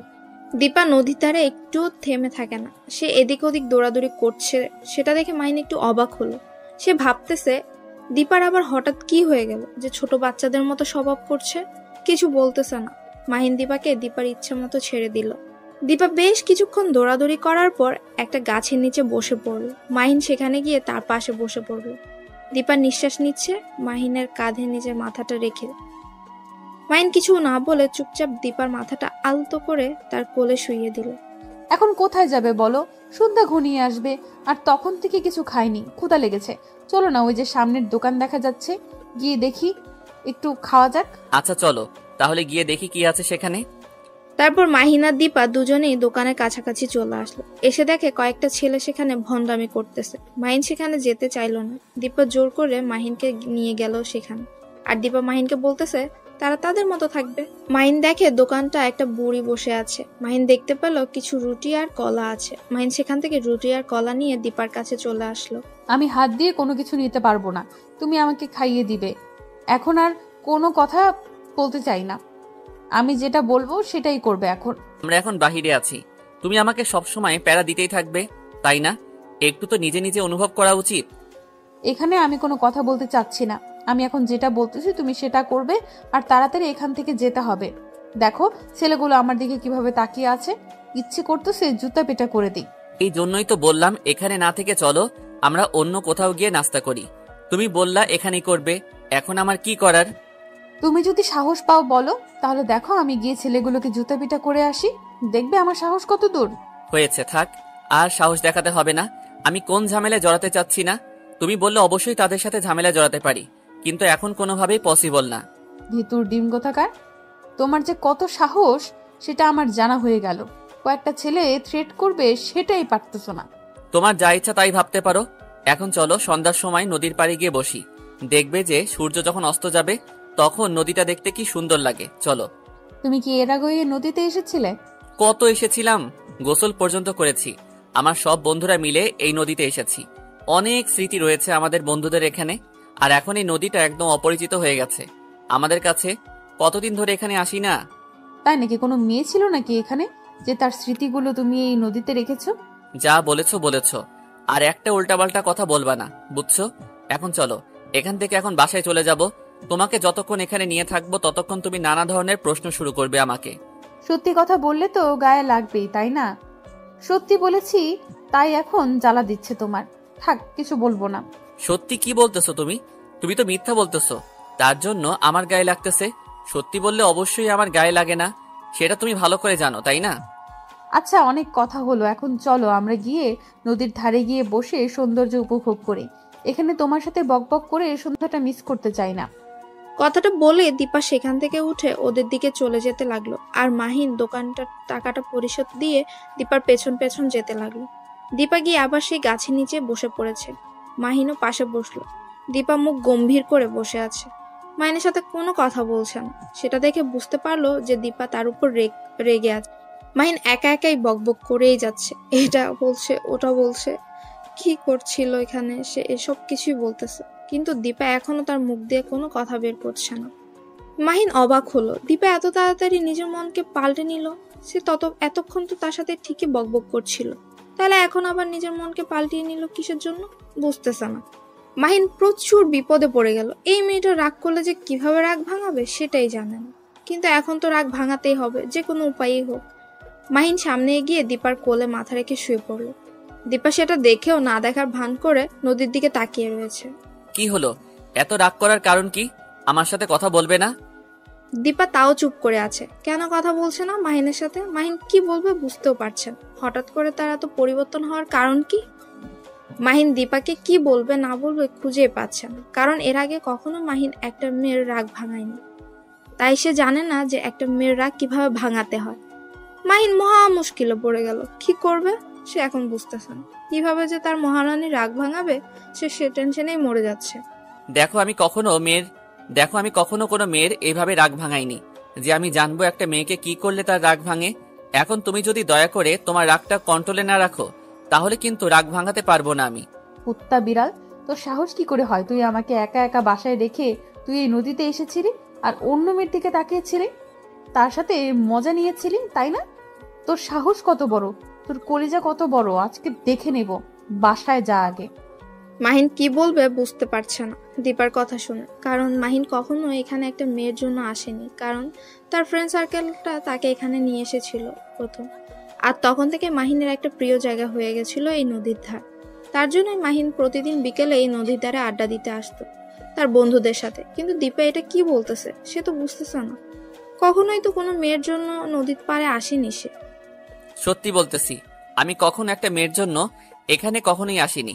আমি শুধু এই নদীর যে সৌন্দর্যটা আছে সেটাকে উপভোগ করার জন্য এসেছিলাম এখানে। সেটা না হয় বুঝলাম, নদীর সৌন্দর্য উপভোগ করার জন্য এসেছিলে, কিন্তু তুমি যে স্মৃতির কথা বললে সেই স্মৃতিগুলো কি আমাকে তো বললা না তুমি? দেখো, আমরা তো ছোট থেকে একসাথে বড় হয়েছি, তাই না? আর তুমি তোমার বান্ধবীদের সাথে ঘুরেছো, বন্ধুদের সাথে ঘুরেছো। আমি তো সেই বিষয়ে কোনো কিছু জানতে চাইনি। তুমি জানতে চাওনি তো কি হয়েছে? আমি জানতে চাই, আমাকে বলতে হবে, কারণ আমার জানার অধিকারটা আছে এখন। দেখো, আমি এখন তর্ক করতে চাই না। সামনে তাকিয়ে দেখো সূর্যটা কিভাবে তলিয়ে যাচ্ছে। সেটা তুমি দেখো, আমাকে দেখতে বলবা না বলে দিলাম। আর শোনো, তুমি কেন আমাকে বলবা না এই কথা বলো আগে। বললাম তো, আমার কিছু সমস্যা আছে, তার জন্য তোমাকে এই কথাগুলো বলা যাবে না। আমি তো তোমার পার্সোনাল কোনো কথা জিজ্ঞেস করিনি, তাহলে তুমি কেন আমাকে জিজ্ঞেস করবে? তুমি জিজ্ঞেস করনি তাতে কি হয়েছে? আমি জিজ্ঞেস করেছি আর আমার প্রশ্নের উত্তরগুলো তুমি দিতে বাধ্য, তাই না? দেখো, আমিও যদি তোমার অতীত নিয়ে নাড়া দিতে চাই না, তাহলে তুমি কেন আমার অতীত নিয়ে নাড়া দিতে চাও বলো? তুমি কি মজা পাবে আমার অতীত নিয়ে নাড়া দিয়ে? তার মানে তোমার অতীতে নিশ্চয়ই কোনো মেয়ের বিষয়ে কাহিনী আছে, যার কারণে তুমি তোমার অতীতটা আমাকে বলতে চাচ্ছ না। যেহেতু একসাথে বড় হয়েছি, তোমার সাথে তো আমার তেমন মনে ঘনিষ্ঠ ছিল না। চলো, এখানে আর এক মুহূর্ত আমি থাকতে পারছি না। এখন আমরা বাসায় যাব, আর কোনো কথা হবে না এখানে। তুমি যদি আর একটা কথা বলেছো তাহলে কিন্তু ভালো হবে না। এখন আমরা বাসায় যাচ্ছি, কারণ তোমার উল্টাপাল্টা কথা শোনার সময় নেই এখন আমার। তুমি যদি আর একবার এই কথা মুখ দিয়ে উচ্চারণ করেছো তাহলে কিন্তু ভালো হবে না, বলে দিলাম। আমি বুঝতে পারলাম না তুমি হঠাৎ করে এত রেগে যাচ্ছ কেন আমার উপর।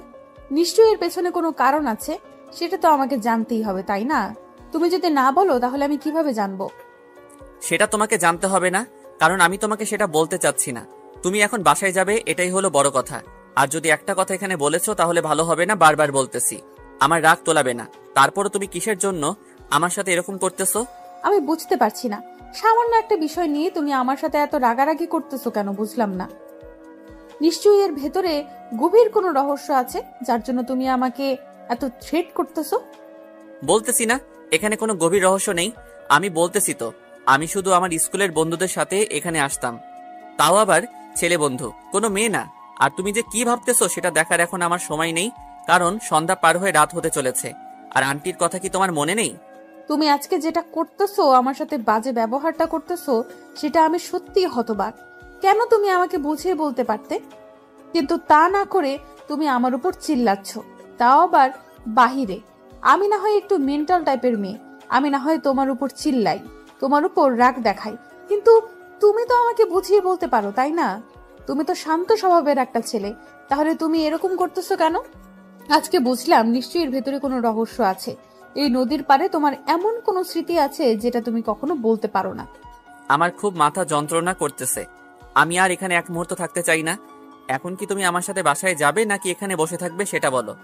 যদি বলো যে তুমি এখানে থাকবে, তোমাকে এখানে ছেড়ে চলে যাব। আমি তো ভাবতাম আমি একটা খারাপ মেয়ে, এখন তো দেখতেছি তুমি একটা খারাপ ছেলে।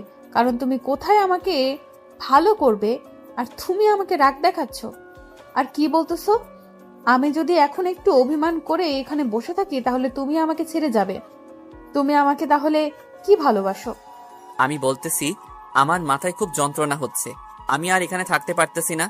আমি এখন বাসায় যাব। তুমি কি যাবে নাকি এখানে বসে থাকবে সেটা তোমার ব্যাপার। তুমি যদি যেতে চাও তাহলে তাড়াতাড়ি চলে এসো। দীপা কি বলবে ভেবে পাচ্ছে না, কারণ মাহিনের এইরকম ব্যবহার সে কখনো কল্পনাও করতে পারেনি। মাহিন এভাবে কথা বলছে, তাও আবার সেটা দীপার সাথে। একদমই দীপার কল্পনার বাহিরে। কারণ দীপা যতটা মাহিনকে চিনে, মাহিন খুব শান্তশিষ্ট একটা ছেলে, সে কখনোই এতটা রেগে যেতে পারে না। কিন্তু তার কি এমন হলো যে দীপার এই সামান্য প্রশ্নের জন্য সে এতটা রেগে যেতে পারে? তার পেছনে নিশ্চয়ই একটা গভীর ষড়যন্ত্র বা একটা রহস্য লুকিয়ে আছে। সেটা কি দীপা সেটা জানে না, আর জানতে চাওয়ার জন্য প্রশ্ন করাতে মাহিন এতটা রেগে গিয়েছে। তাই দীপা ভাবছে মাহিনের কি হয়ে গেল, আর এত পরিবর্তনই বা কেন হলো। দীপা আর কোনো কথা না বলে নিজেকে কন্ট্রোলে রাখলো, কারণ দীপা মেন্টাল টাইপের মেয়ে, সবাই ভালো করেই জানেন হয়তো। গল্পটা শোনার পর থেকেই বুঝতে পেরেছেন। আর মাহিন এখন যেটা করছে সেটা দীপার ক্ষেত্রে মেনে নেওয়া কখনোই পসিবল না। কিন্তু তারপরও দীপা নিজেকে কন্ট্রোলে রাখছে। মাহিনের হাত ধরে চলতে লাগলো হাসি মুখে, মনে হচ্ছে একটু আগে কিছুই হয়নি। এরকম একটা মনোভাব নিয়ে দীপা মাহিনের হাত ধরে হাঁটছে। তারপর দীপা আর মাহিন একসাথেই রাস্তায় কোনো প্রকার কথা বলেনি, কারণ সে রাস্তায় কোনো প্রকার ঝগড়া করতে চাচ্ছে না। যা কথা হবে বাসায় গিয়ে শান্তশিষ্টভাবে কথা হবে।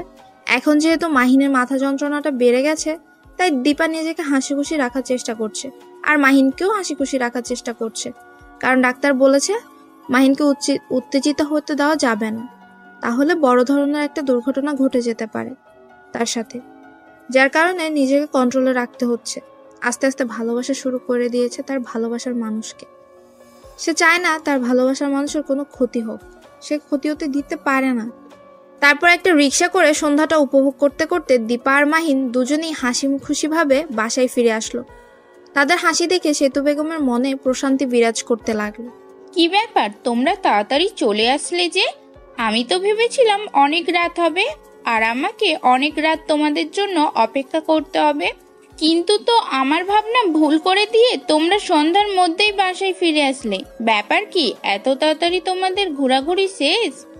আসলে আন্টি হয়েছে কি, আমার মাথায় যন্ত্রণা করতেছে তো তার কারণে চলে আসলাম। বাইরে থাকতে ইচ্ছা করতেছে না। এমনিতেই যানবাহনের যত শব্দ সব মাথার ভিতরে লাগতেছে, তার জন্য বাসায় ফিরে আসলাম। কি বলতেছো তুমি? তোমার মাথার যন্ত্রণা হচ্ছে? তুমি গিয়ে বিশ্রাম নাও, আর তোমাকে দাঁড়িয়ে থাকতে হবে না এখানে।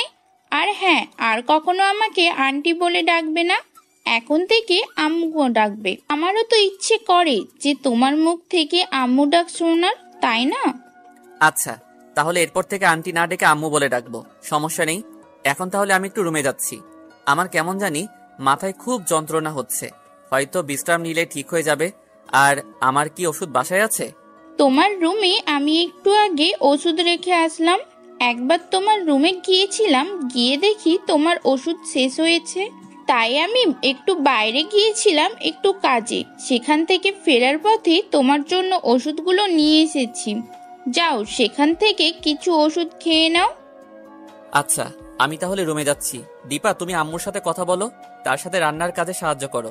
আমি একটু বিশ্রাম করি, তারপর খাবার সময় আমাকে ডেকে নিয়ে এসো, সবাই একসাথে খাবার খাবো। দীপা মাহিনের সাথে কোনো কথা বলল না। মাহিন সেখান থেকে চলে গেল। দীপা গম্ভীর হয়ে গিয়ে তার আম্মুর কাছে বসে পড়ল। তার আম্মু বুঝতে পারলো তার মেয়ের মন প্রচুর পরিমাণ খারাপ, কারণ তার চোখ দেখে আর মুখ দেখে স্পষ্টভাবে বোঝা যাচ্ছে সেতু বেগমের মনের ভেতর শান্তিটা মুহূর্তের মাঝে বিলীন হয়ে গেল।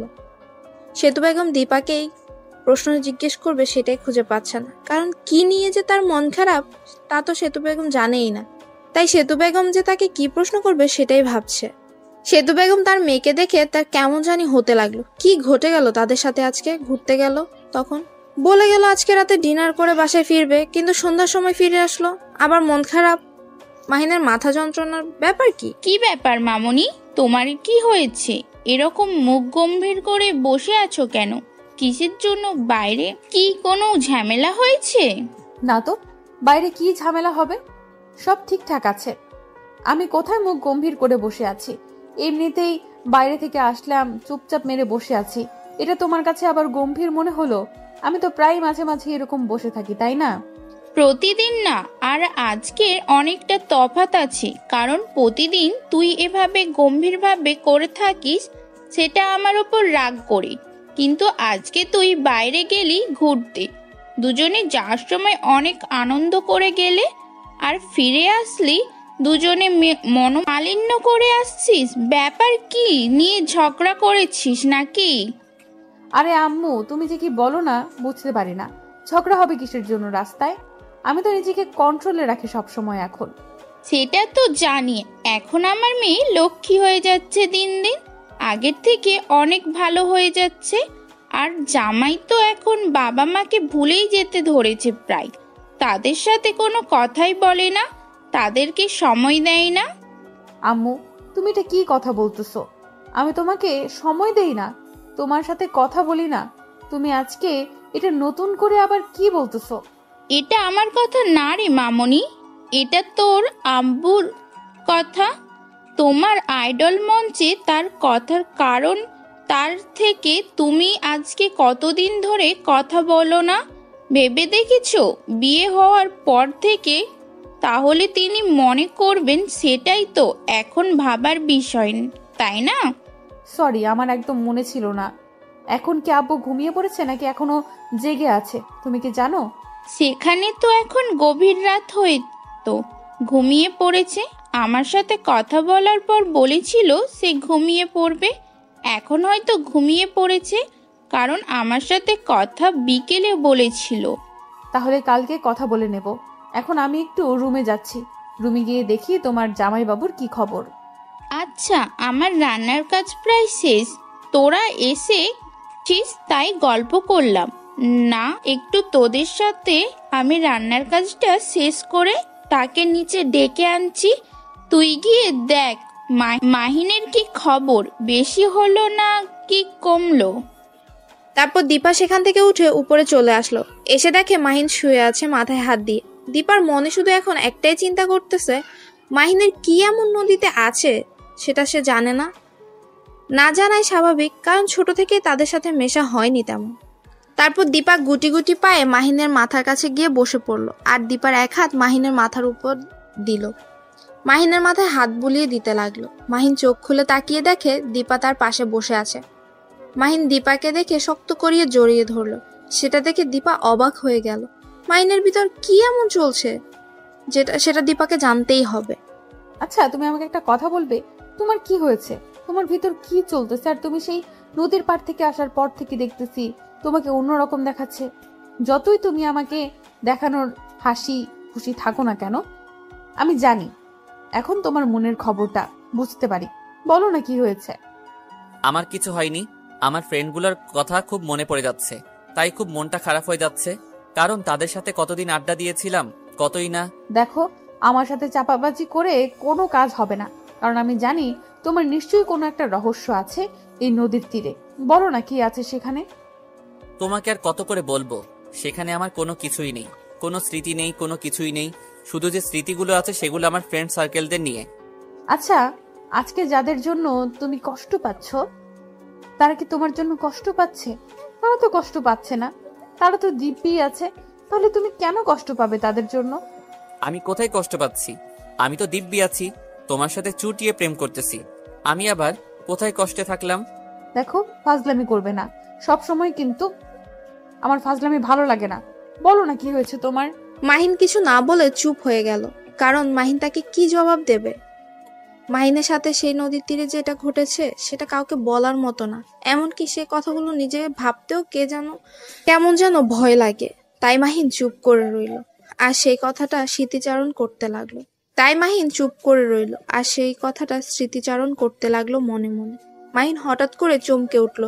মাহিন চমকে ওঠা দেখে দীপাও কিছুটা ভয় পেয়ে গেল। কি হয়েছে তোমার? এরকম করলে কিসের জন্য? তুমি কি কোনো কিছু দেখে ভয় পাচ্ছ, বা তোমার কোনো কিছু দেখে সমস্যা? আরে বলো না তোমার কি হয়েছে। আমি বুঝতেছি না তো, আমার খুব ভয় লাগছে তোমাকে নিয়ে। তোমার কি হয়েছে আমাকে বলবা না তুমি? কই, আমার তো কিছু হয়নি, আমি একদম ঠিক আছি। তুমি কি বলতেছো? আমি তো ঠিক আছি, আমার তো কোনো কিছু হয় নাই। তুমি কি বলেছো আমি বুঝতেছি না তো। দেখো, এরকম ন্যাকামি করবে না। তোমার কি হয়েছে বলো, আমার খুব টেনশন হচ্ছে তোমাকে নিয়ে। তোমার কখন কি হয়ে যায় বুঝতেছি না, আমার খুব টেনশন হচ্ছে, বারবার বলতেছি। তারপরেও তুমি আমার সাথে এরকম মজা করতেছো, কিছুই বুঝি না। তুমি বললে তোমার সমস্যা কি আমাকে বলতে হবে তো, তাই না? আমার তো জানার অধিকার আছে। তুমি সত্যি আজব কথাবার্তা বলতেছো। আমার তো কিছু হয়নি যে আমি তোমাকে সেটা বলবো। আমার তো অতীতের তেমন কোনো ঘটনা নেই বা রহস্য নেই যেটা তোমাকে বলবো।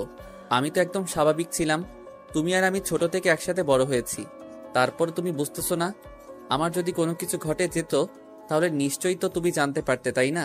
বুঝতে পারতেছি, তুমি এইভাবে আমাকে বলবে না, তাই না? আচ্ছা, বলতে হবে না। আমি আর এই বিষয় নিয়ে তোমাকে কোনো কথা বলবো না। তোমাকে আমি সুস্থ দেখতে চাই। তুমি যদি এটা নিয়ে কোনো টেনশন করেছো তখন দেখবে। আমি তো কোনো কিছু নিয়ে টেনশন করি না। তুমি আমাকে টেনশন দিচ্ছ কারণ তুমি বারবার এটা বলতেছো। আর কি কি বলতেছো? আমার তো তোমাকে নিয়ে টেনশন হচ্ছে। তোমার মাথায় কোনো সমস্যা হলো না তো? একদম ভালো হবে না বলে দিচ্ছি। পিটানি শুরু করে দিব। আমার খুব খারাপ লাগতেছে তোমার এই ব্যবহারগুলো, কেন জানি মেনে নিতে পারতেছি না। দেখো, আচ্ছা হইছে, আর মেনে নিতে হবে না। এখন আমাকে একটু আদর করে দাও তো। আমার খুব আদর খেতে ইচ্ছা করতেছে। তোমার সেই নরম হাতের একটু গরম আদর এখন পেতে চাই। একটু গরম করে দিবা আমাকে? এখন কোনো মজার মুডে আমি নেই যে তোমাকে আমি মজা দেব এখন, বুঝছো? এখন আমি অনেক টেনশনে আছি, আমাকে আমার মতো থাকতে দাও। তুমি শুয়ে আছো, শুয়ে থাকো। আমি এখন কাউকে গরম করতে পারবো না। কে বলেছে তুমি গরম করতে পারবে না? তুমি পারবে গরম করতে। এইভাবে গোমরা হয়ে বসে আছো কিসের জন্য? আসো না, একটু গরম হয়ে যাই। বলছি না হবে না, তারপরেও এরকম করতেছো কিসের জন্য? আমার সাথে চুপচাপ যেখানে শুয়ে আছো সেখানে গুটিসুটি মেরে শুয়ে থাকো। এখন আমি নিজেই বলতেছি, এখন কাছে আসবে না, তাই তো? যখন তুমি কাছে আসতে চাইবে তখন দেখবে যে আমি তোমাকে কাছে টেনে নেব না। তখন দেখবো মজা কাকে বলে। আমার যখন ইচ্ছা হবে আমি সবকিছু জোর করে নিতে পারি, এটা কাউকে বলতে হবে না। তার মানে তুমি বোঝাতে চাচ্ছ এখন আমিও তোমাকে জোর করে সবকিছু করি, তাহলে তোমার ভালো লাগবে, তাই না? আচ্ছা, তাহলে সেটাই করতেছি। দেখো, একদম ভালো হবে না। তুমি আমাকে এখন স্পর্শ করবে না, ভালো লাগতেছে না, আমার খুব টেনশন হচ্ছে। আর তুমি দেখো, আমি এখন কোনো কথা শুনতে চাচ্ছি না। তাড়াতাড়ি এখানে শুয়ে পড়ো, তাহলে খুব ভালো হয়। কারণ আমার এখন জড়িয়ে ধরতে ইচ্ছা করতেছে কাউকে। আমি এখন শুয়ে পড়তে পারতেছি না। আমি বলেছি না আমি বাইরে যাচ্ছি, আম্মুকে রান্নার কাজে সাহায্য করব। তুমি তো বলে আসলে একটু আগে, তাই না? আমি বলে এসেছিলাম, তাহলে তুমি আবার ঘরে আসলে কিসের জন্য? ঘরে যেহেতু এসেছো তাহলে একটু আমাকে চুম্মাচাটি দিয়ে যাও। দেখো, একদম ভালো হবে না, লুচ্চামি বন্ধ করো। আর একটা যদি লুচ্চামির কথা বলেছো তাহলে কিন্তু ভালো হবে না বলে দিচ্ছি। লুচ্চামির কি হলো এখানে? স্বামী স্বামী স্ত্রী আমরা, এখানে লুচ্চামির কথা কোথা থেকে আসবে শুনি? আমি কি অন্য মেয়ের দিকে তাকাচ্ছি, নাকি তুমি চাও আমি অন্য মেয়ের কাছে চলে যাই? একদম এরকম কথা যদি মুখ দিয়ে উচ্চারণ করেছো না, তাহলে পিটাইতে পিটাইতে মুখ ভেঙে ফেলবো। মানুষ চেনো তুমি? আমাকে অন্য মেয়ের কাছে যাবে কিসের জন্য? আমাকে রেখে অন্য মেয়ের কাছে যাবে কিসের জন্য? আমার কাছে কিসের অভাব পড়েছে নাকি? আমার কাছে কি অভাব পড়েছে নাকি? অভাবে তো পড়েছে, তা না হলে এত জোর করতেছি তারপরে তুমি আমাকে একটু আদর করে দিচ্ছ না। মনে হচ্ছে যে অভাব পড়ে যাচ্ছে দিন দিন, তার জন্য তুমি আমাকে আদর করে দিচ্ছ না, তাই তো? মাহিনের কথা শুনে দীপার রাগ একদম চরম পর্যায়ে উঠে গেল। দীপা মাহিনের এ কথাটা কেন যেন মেনে নিতে পারছে না, কিন্তু মাহিন যেটা শুরু করে দিয়েছে সেটা দীপা কোনোভাবেই মেনে নিতে পারছে না। কারণ দীপার এখন এসব না করাই ভালো। যে কোনো সময় দীপার আম্মু ডাক দিতে পারে, তার জন্যই দীপা নিজের রাগটাকে কন্ট্রোল করার চেষ্টা করছে। কিন্তু মাহিনের কথা শুনে আবার নিজের কন্ট্রোলও হারিয়ে ফেলতেছে বারবার। হঠাৎ করে দীপা মাহিনের চুল হাতের মুঠোয় নিয়ে মাহিনের ঠোঁটে নিজের ঠোঁট বসিয়ে দিল। আর মাহিন একদম অবাক হয়ে চোখ বড় বড় করে দীপার দিকে তাকিয়ে রইল।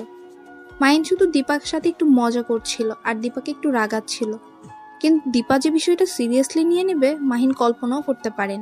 আর মাহিন চেয়েছিল যে দীপাকে রাগিয়ে দিতে, আর দীপা নিজের কন্ট্রোল হারিয়ে ফেলে মাহিনের ঠোঁটে নিজের ঠোঁট বসিয়ে দিয়ে উড়াধুরা কিস করতে লাগলো। মাহিনও কম কিসের, মাহিনও শুরু করে দিল সবকিছু, কারণ তারা তো স্বামী স্ত্রী, তাদের তো সবকিছুই বৈধ, এখানে যা চলবে সবই বৈধ। তাই মাহিন নিজেকে কন্ট্রোল না করে নিজের বউকে ভালোবাসা দিতে ব্যস্ত হয়ে পড়ল। দীপা মাহিনের ঠোঁটের 12টা বাজিয়ে মাহিনের ঠোঁট ছেড়ে দিল। তারপর দীপা নিজের শরীর মাহিনের শরীরের উপর এলিয়ে দিল। এরপরও কি তুমি বলবে যে আমার মাঝে ভালোবাসার অভাব আছে? যদি আর কোনো দিন এই কথা বলেছ, তাহলে দেখবে সেদিন তোমার কি অবস্থা করে ছেড়ে দেই। এটা কি করলে তুমি? তুমি আমার ঠোঁটের 12টা বাজিয়ে ছেড়ে দিলে। দেখো কি কামড়টা দিয়েছো, রক্ত বের হচ্ছে। রক্ত বেরোচ্ছে? ভালোই হচ্ছে, কারণ তোমার না খুব শখ আমার আদর খেতে। এখন দিলাম গরম করে, সারাদিন গরম থাকবে। কেমন হলো? তুমি আমার সাথে মজা করতেছো তাই না? আমার ঠোঁটের 12টা বাজিয়ে ছেড়ে দিবে, এখন আবার যাতা বলতেছো? অনেক হয়েছে, এখন যাও গোসল করে নাও। আর আমি দেখি আম্মুর রান্না কত দূর। আম্মুর নাকি রান্না প্রায় শেষ হয়েছিল, তাই আমাকে রুমে পাঠিয়ে দিয়েছিল তোমার সেবা করার জন্য। আর তুমি যেটা করতেছো আমার সাথে, সেটার বদলে যে তোমার কি করা উচিত। তাই নাকি? তাহলে আমার পায়ে ব্যথা করতেছে, আমার পা মালিশ করে দাও। আমার নাকি সেবা করার জন্য তুমি এখানে এসেছো, তাহলে এখানে বসে আছো কিসের জন্য? তুমি কি আমার উপর প্রতিশোধ নিচ্ছ নাকি? আমি যেটা করেছি তোমার সাথে, তার কি উল্টো প্রতিশোধ নিচ্ছ এখন আমার ভালোবাসার দুর্বলতা নিয়ে? সেটা কেন হতে যাবে? আমি তো শুধু তোমার সাথে একটু ফান করলাম, আর তুমি তো দেখি সিরিয়াসলি কথাটা নিয়ে নিয়েছো। আমি এমনিতেই মজা করে বললাম তোমাকে। আচ্ছা অনেক হয়েছে, এখন যাও গিয়ে গোসলটা করে নাও। আমি আম্মুর কাছে গিয়ে দেখি রান্না কত দূর, আমার খুব ক্ষুধা লেগেছে। আমার তো আর কোনো কাজ নেই, সকালে গোসল করি, রাতে গোসল করি, যখন বলবে তখন আমি গোসল করব, তাই না?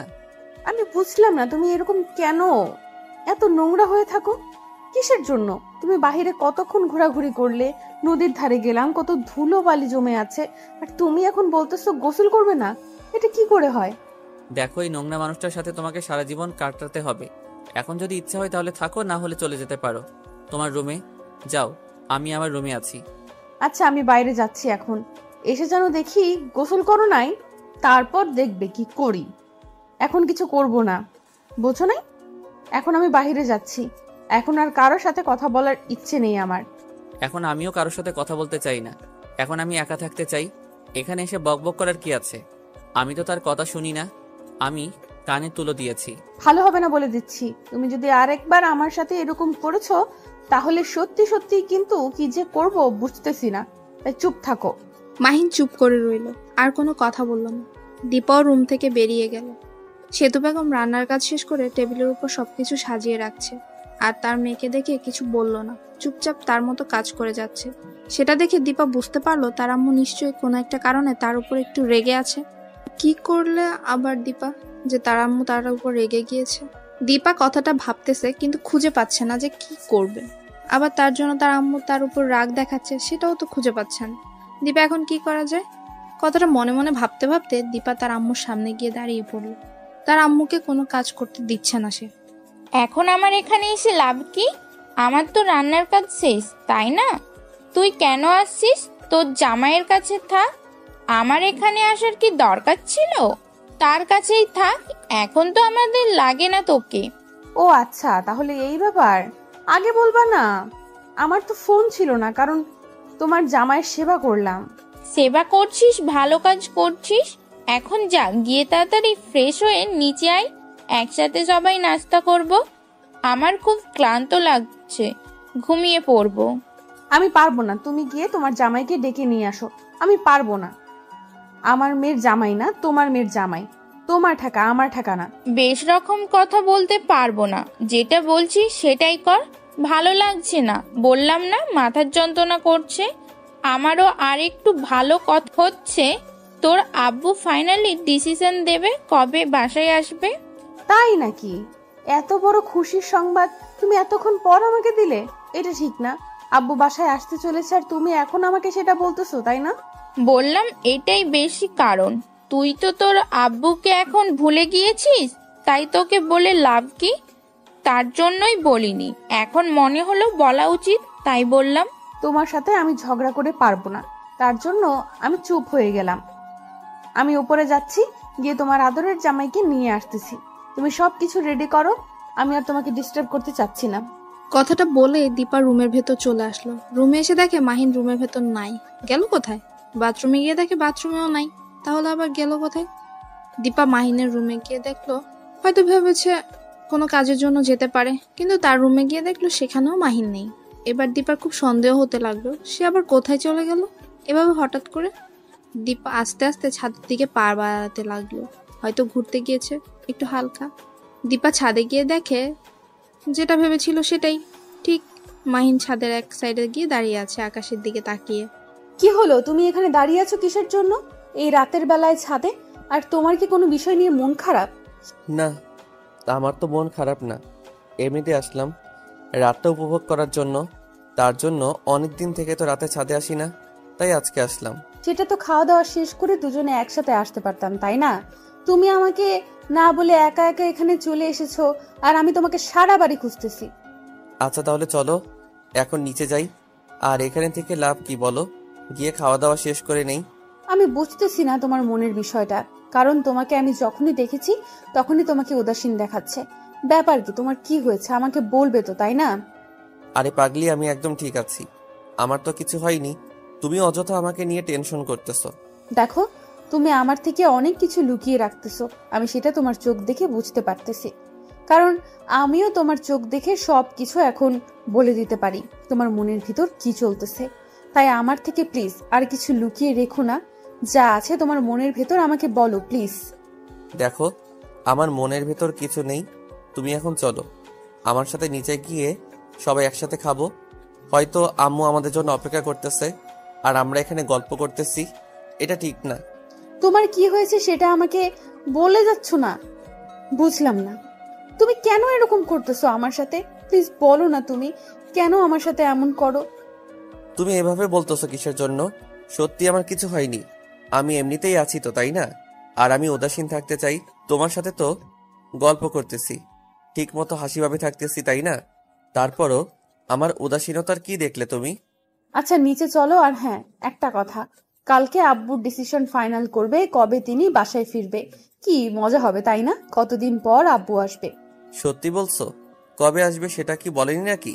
এখনো তোমার সাথে কথা হয়নি? আম্মু তোমাকে যা বলছে সেটাই নিয়ে লাফাচ্ছে। ওয়েট, তুমি কি করে জানলে যে আমি আব্বুর সাথে কথা বলি না? তোমার সাথে কি তাহলে আব্বুর নিয়মিত কথা হয় নাকি? আমার সাথে তো নিয়মিতই কথা হয়, আমরা এমনও দিনে 2-3 বার কথা বলি, অনেক আড্ডা দেই। তোমাকে বলবো কিসের জন্য? তোমাকে বলে তো লাভ নেই। কি বলতেছো তুমি? দিনে 2-3 বার কথা বলো আর আমাকে তুমি একবারও জানাও না, তাই না? আর আমি তোমার জন্য আব্বুর সাথে কথা বলতে ভুলে গিয়েছি। আমাকে যে কি বকা দিবে এবারে সে। অনেক হয়েছে, এখন চলো তাড়াতাড়ি এখান থেকে চলে যেতে হবে। আম্মু আমাদের জন্য অপেক্ষা করতেছে, আম্মু আমাদের জন্য কত অপেক্ষা করতেছে, আর তুমি এখানে বসে বসে উল্টাপাল্টা কথা বলতেছো। দীপা আর কিছু না বলে চুপচাপ মাহিনের হাত ধরে নিচে নেমে আসলো। নিচে এসে দেখে তার আম্মু খাবার টেবিলে গালে হাত দিয়ে বসে আছে। সেটা দেখে দীপা আর মাহিন বুঝতে পারলো যে তাদের জন্যই হয়তো অপেক্ষা করছে। তারা ওখানে গিয়ে গল্প করছে, এবার না জানি কি কি শুনতে হবে তাদেরকে। তার জন্য প্রস্তুতিও তো নিতে লাগলো দুজন। দীপা আর মাহিন দুজনেই ভয়ে ভয়ে তার আম্মুর সামনে গিয়ে দাঁড়িয়ে পড়লো। সেতু বেগম তাদেরকে কিছু না বলে চুপচাপ খাবারগুলো তাদের দিকে এগিয়ে দিল। তারা বুঝতে পারছে না যে একটু পর কি শুরু হতে যাচ্ছে। সেতু বেগম কিছু বললো না, তাদের সাথে তাদেরকে কি বা বলবে? তারা তো নতুন দম্পতি, তাদের তো আলাদাভাবে ছেড়ে দিতেই হবে, কথা শোনালে তো আরো হবে না। সেতু বেগম চুপচাপ তার ইচ্ছা মতো খাবারগুলো তাদেরকে বেড়ে দিচ্ছে আর নিজেও খাচ্ছে, কোনো কথা বলছে না এ বিষয় নিয়ে। সেটা দেখে দীপা মাহিনের দিকে তাকাচ্ছে, মাহিন দীপার দিকে তাকাচ্ছে, কিন্তু কারো মুখ দিয়ে কোনো প্রকার কথা বেরোচ্ছে না। সবাই যার যার মতো খাবার খাচ্ছে, কেউ কোনো কথাই বলছে না। সেতু বেগম মাহিনকে আর দীপাকে সবকিছু দিতে লাগলো। মাহিন দীপার দিকে তাকাচ্ছে, কিন্তু কিছু বলতে পারছে না। কি জানি কি কি বলবে, তার জন্য চুপ করে রইল। আর মাথা নিচু করে দীপা আর মাহিন দুজনেই খেতে লাগলো। খাবার খাওয়া শেষ করে সেতু বেগম দীপাকে বলে নিজের রুমে চলে গেল আর দরজা বন্ধ করে দিল। দীপা আর মাহিন অবাক হয়ে তার দুজনের দিকে তাকিয়ে রইল। মন খারাপ নাকি তার? কিন্তু কেউ কিছু বলল না কেন? চুপ করেই রইল। এখানে সব দোষ তোমার। আমি তোমাকে কতবার বললাম চলো নিচে যাই নিচে যাই, তুমি একটার পর একটা প্রশ্ন করেই যাচ্ছ, একটার পর একটা কথা বলেই যাচ্ছ। এখন কি হলো এটা দেখতেই পাচ্ছ তো, তাই না?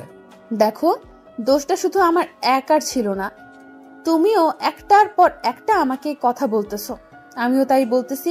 এখানে আমার কি করার? আমি তো জানি যে আম্মু আমাদের জন্য অপেক্ষা করবে। অপেক্ষা করবে না কিসের জন্য? তার তো একটা ধৈর্য আছে, তাই না? তুমি তো তার ধৈর্যের বাঁধ ভেঙে দিচ্ছ বারবার। এটা কি ঠিক? আরে আমি কি এমন করলাম যে আমার জন্য আম্মুর মন খারাপ? আম্মুর তো অন্য বিষয় নিয়েও মন খারাপ হতে পারে, তাই না? তুমি আমাকে দোষারোপ করতেছো কিসের জন্য শুনি? আচ্ছা, অনেক হয়েছে, এখন গেলাম আমি। তুমি অন্য কিছু পরিষ্কার করে রেখে তারপর রুমে আসো, আমি ঘুমিয়ে পড়বো। কথাটা বলা যত সহজ, এখান থেকে চলে যাও ততটা সহজ না। আমার সাথে তুমি এসব পরিষ্কার করবে, বুঝছো? কি বলতেছো? আমি এসব পরিষ্কার করতে যাব কিসের জন্য? আমি পারবো না।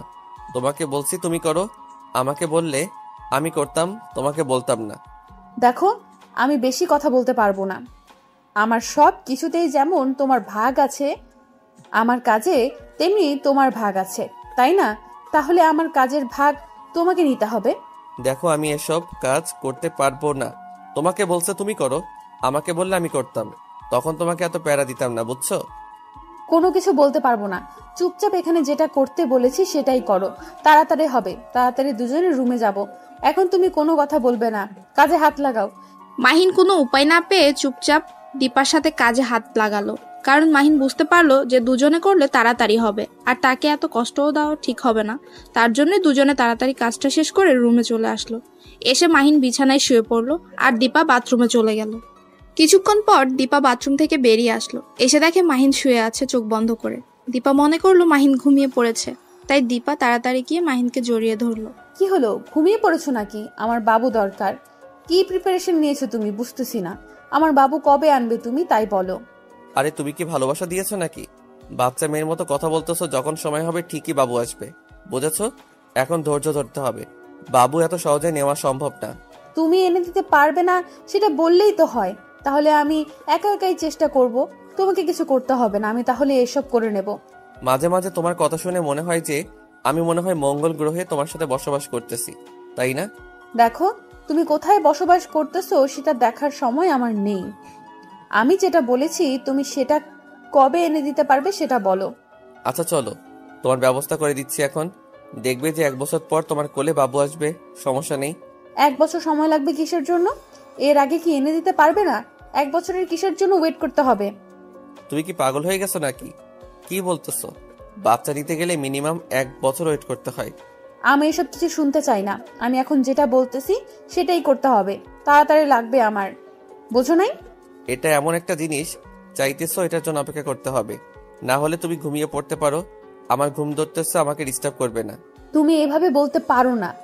আমি যে একটা জিনিস চাইছি তুমি সেটা এনে দিতে পারতেছো না। তোমাকে দিয়ে কি হবে ভবিষ্যৎ আমি বুঝতেছি না। তোমাকে দিয়ে শুধু ঘোড়ার ঘাস কাটানো হবে। তাহলে আব্বুকে বলে একটা ঘোড়া কিনে এনে রাখি বাসায়। সেটাই ভালো হবে। আমি এখন আঙ্কেলকে ফোন করে বলবো যে কয়েকটা ঘোড়া সঙ্গে করে নিয়ে আসবেন, যাতে করে আমি সেগুলো ঘাস কেটে খাওয়াতে পারি। আচ্ছা, সেটাই করতে হবে। তাছাড়া তোমাকে দিয়ে তো আর কিছু হবে না, আমি বুঝতে পেরেছি। তাই তোমাকে দিয়ে ঘোড়ার ঘাস কাটানো ছাড়া আমার পক্ষে আর কিচ্ছু করা সম্ভব না। তুমি ঘুমাও। তোমাকে আর কি করে বোঝাবো? আচ্ছা, আমি খুব ক্লান্ত, আমি ঘুমিয়ে গেলাম। তোমার যা ইচ্ছা তাই করতে পারো। কথাটা বলে মাহিন ঘুমের ভান করে শুয়ে পড়লো চোখ বন্ধ করে। আর এদিকে দীপা রাগে ফুঁসতে লাগলো। সে কিছু বলতে পারছে না, কিছু করতেও পারছে না, তাই চুপচাপ সে রাগের মাথায় নিজের চুলগুলো টানতে লাগলো। আর এদিকে মাহিন চোখ আলতো করে খুলে দীপার অবস্থা দেখে মিটমিট করে হাসতে লাগলো, বালিশে মুখ গুজে দিয়ে, যাতে করে দীপা বুঝতে না পারে যে মাহিন হাসছে। দীপা আস্তে আস্তে মাহিনের পায়ে নিজের পাটা তুলে দিল। তারপর দীপা তার পা দিয়ে মাহিনের পায়ে আলতো করে সুড়সুড়ি দিতে লাগলো। মাহিন বুঝতে পারছে যে দীপার মনে এখন দুষ্টুমি ভরপুর করতেছে, তাই মাহিন নিজেকে যতটা পারছে লুকিয়ে রাখছে তার কাছ থেকে, কারণ দীপা যাতে করে মাহিনকে ডিস্টার্ব করতে না পারে। আর মাহিন এমন ভান করতেছে মনে হচ্ছে সে ঘুমিয়ে গেছে। দীপাও কম না, তার ইচ্ছা মতো মাহিনের পায়ে নিজের পা দিয়ে সুসুরি দিতেই লাগলো আর হাত দিয়ে মাহিনের চুলগুলো টানতে লাগলো যাতে করে মাহিনের ঘুম ভেঙে যায়। মাহিন আর কতক্ষণই এই অত্যাচার সহ্য করতে পারে, তাই সে চোখ খুলে দীপার দিকে চোখ রাঙিয়ে তাকালো যাতে করে দীপা মাহিনের কাছে না আসে। আমি ভালো করে জানতাম যে তুমি এখনো ঘুমিয়ে যাওনি, ঘুমের ভান ধরে আছো, তাই এত ন্যাকামি করতে হবে না। চুপচাপ আমার বাবু এনে দেওয়ার ব্যবস্থা করো এখন।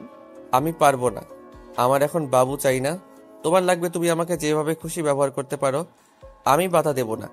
আমাকে ব্যবহার করে তুমি বাবু নিতে পারো। ভালো হবে না বলে দিলাম, ভালোভাবে কথা বলো। আর তুমি কি বলতেছো? তোমাকে দিয়ে কিচ্ছু হবে না নাকি? নাকি তোমাকে ডাক্তার দেখাতে হবে? তোমার কি কোনো সমস্যা আছে এখনো? এসব কি আবল তাবল কথা বলতেছো? ডাক্তার কিসের জন্য দেখাতে হবে? আমাকে কি দেখে মনে হয় আমি কিছু পারি না? তোমাকে দেখে তো সেটাই মনে হচ্ছে, কারণ তোমাকে দেখে মনে হয় না তোমার শরীরে ক্যালোরির কিছু আছে। সবকিছু মনে হয় হাত দিয়ে শেষ করে দিয়েছো। এসব কি নোংরা কথা বলতেছো? বুঝতেছি না। হাত দিয়ে শেষ করে দিয়েছি মানে কি বোঝাতে যাচ্ছ বলো? হয়েছে, থাক, এখন আমাকে আদর করে দাও। এর থেকে বেশি কিছু বলতে পারবো না, কারণ বেশি বললে আবার তোমার গায়ে লাগে, তাই না? তার থেকে না বলাই ভালো। ভালো হবে না বলে দিলাম। আর এসব কথা বললে কি ব্যাপার? সকাল হয়ে গিয়েছে, তুমি এখনো ঘুমিয়ে আছো, ব্যাপার কি? আর ঘুমিয়ে থাকা চলবে না, ওঠো তাড়াতাড়ি। দেখো, আমাকে এখন ডিস্টার্ব করবে না সকাল সকাল। সারাদিন এইভাবে ডিস্টার্ব করলে কতদিন আর বাঁচতে পারবো? এই অল্প বয়সে মরে যেতে হবে আমাকে তোমার এই ডিস্টার্বের যন্ত্রণায়। তোমার সাহস কি করে হলো এরকম বাজে কথা বলার? তোমাকে দেখো এখন কি পিটানি টাইনা দেই। তোমার সাহস দিন দিন বেড়ে যাচ্ছে, তাই না? দেখো তোমার কি অবস্থা করে ছেড়ে দেই। আমার সাথে ফাজলামি, তাই না? দেখো, এখন কোনো রকম পিটানি শুরু করবে না, ভালো লাগতেছে না। তুমি উঠে তোমার কাজে যাও, আমাকে আমার মতো থাকতে দাও, আমাকে ডিস্টার্ব করবে না। তুমি সকালে গোসল করবে না? কেন শুয়ে থাকবে? আমি একা গোসল করতে যাব নাকি? তোমাকে সঙ্গে করে নিয়ে যাব। এখন তুমি আমার সাথে যাবে, এটাই হলো বড় কথা। তুমি না গেলে কিন্তু পানি এনে ঢেলে দিব। আমি জীবনেও এত গোসল করিনি। তোমার পাল্লায় পড়ে যে এতবার গোসল করতে হবে আমি কখনো কল্পনা করতে পারিনি। সকালে গোসল করব, রাত্রে গোসল করব, দুপুরে গোসল করব। দেখো, ভালো হবে না বলে দিচ্ছি। তুমি এখন সদ্য বিবাহিত, তোমাকে গোসল করতেই হবে, এটাই বাস্তবতার সাথে মিলে যায়, বোঝো নাই? আমি অনেক দেখেছি যারা নতুন বিয়ে করে তারা সব সময় গোসল করে, তাই তুমিও গোসল করবে। বুঝলাম না, তুমি কিভাবে দেখলে যে তারা গোসল করে? তুমি এত লুচ্চা ছিলা যে কে কোথায় কি করে সেটা দেখে বেড়াতে, তাই না? আমি কখনো কল্পনা করতে পারিনি যে তুমি এত লুচ্চা একটা মেয়ে ছিলা। তোমার সাথে এত বকবক করতে পারবো না, বুঝে গেছি তুমি আমার কথা শুনবে না, তাই এর একটা ব্যবস্থা করতেই হবে আমাকে, না হলে তুমি ঠিক হবে না, বোঝো নাই? আমি আর তোমাকে এই বিষয়ে কোনো চাপ দিব না, এখন যা করব সেটা কাজে করে দেখাবো। কথাটা বলে দীপা বিছানা ছেড়ে উঠে বাথরুমে চলে গেল। বাথরুমে গিয়ে এক মগ পানি সঙ্গে করে নিয়ে আসলো।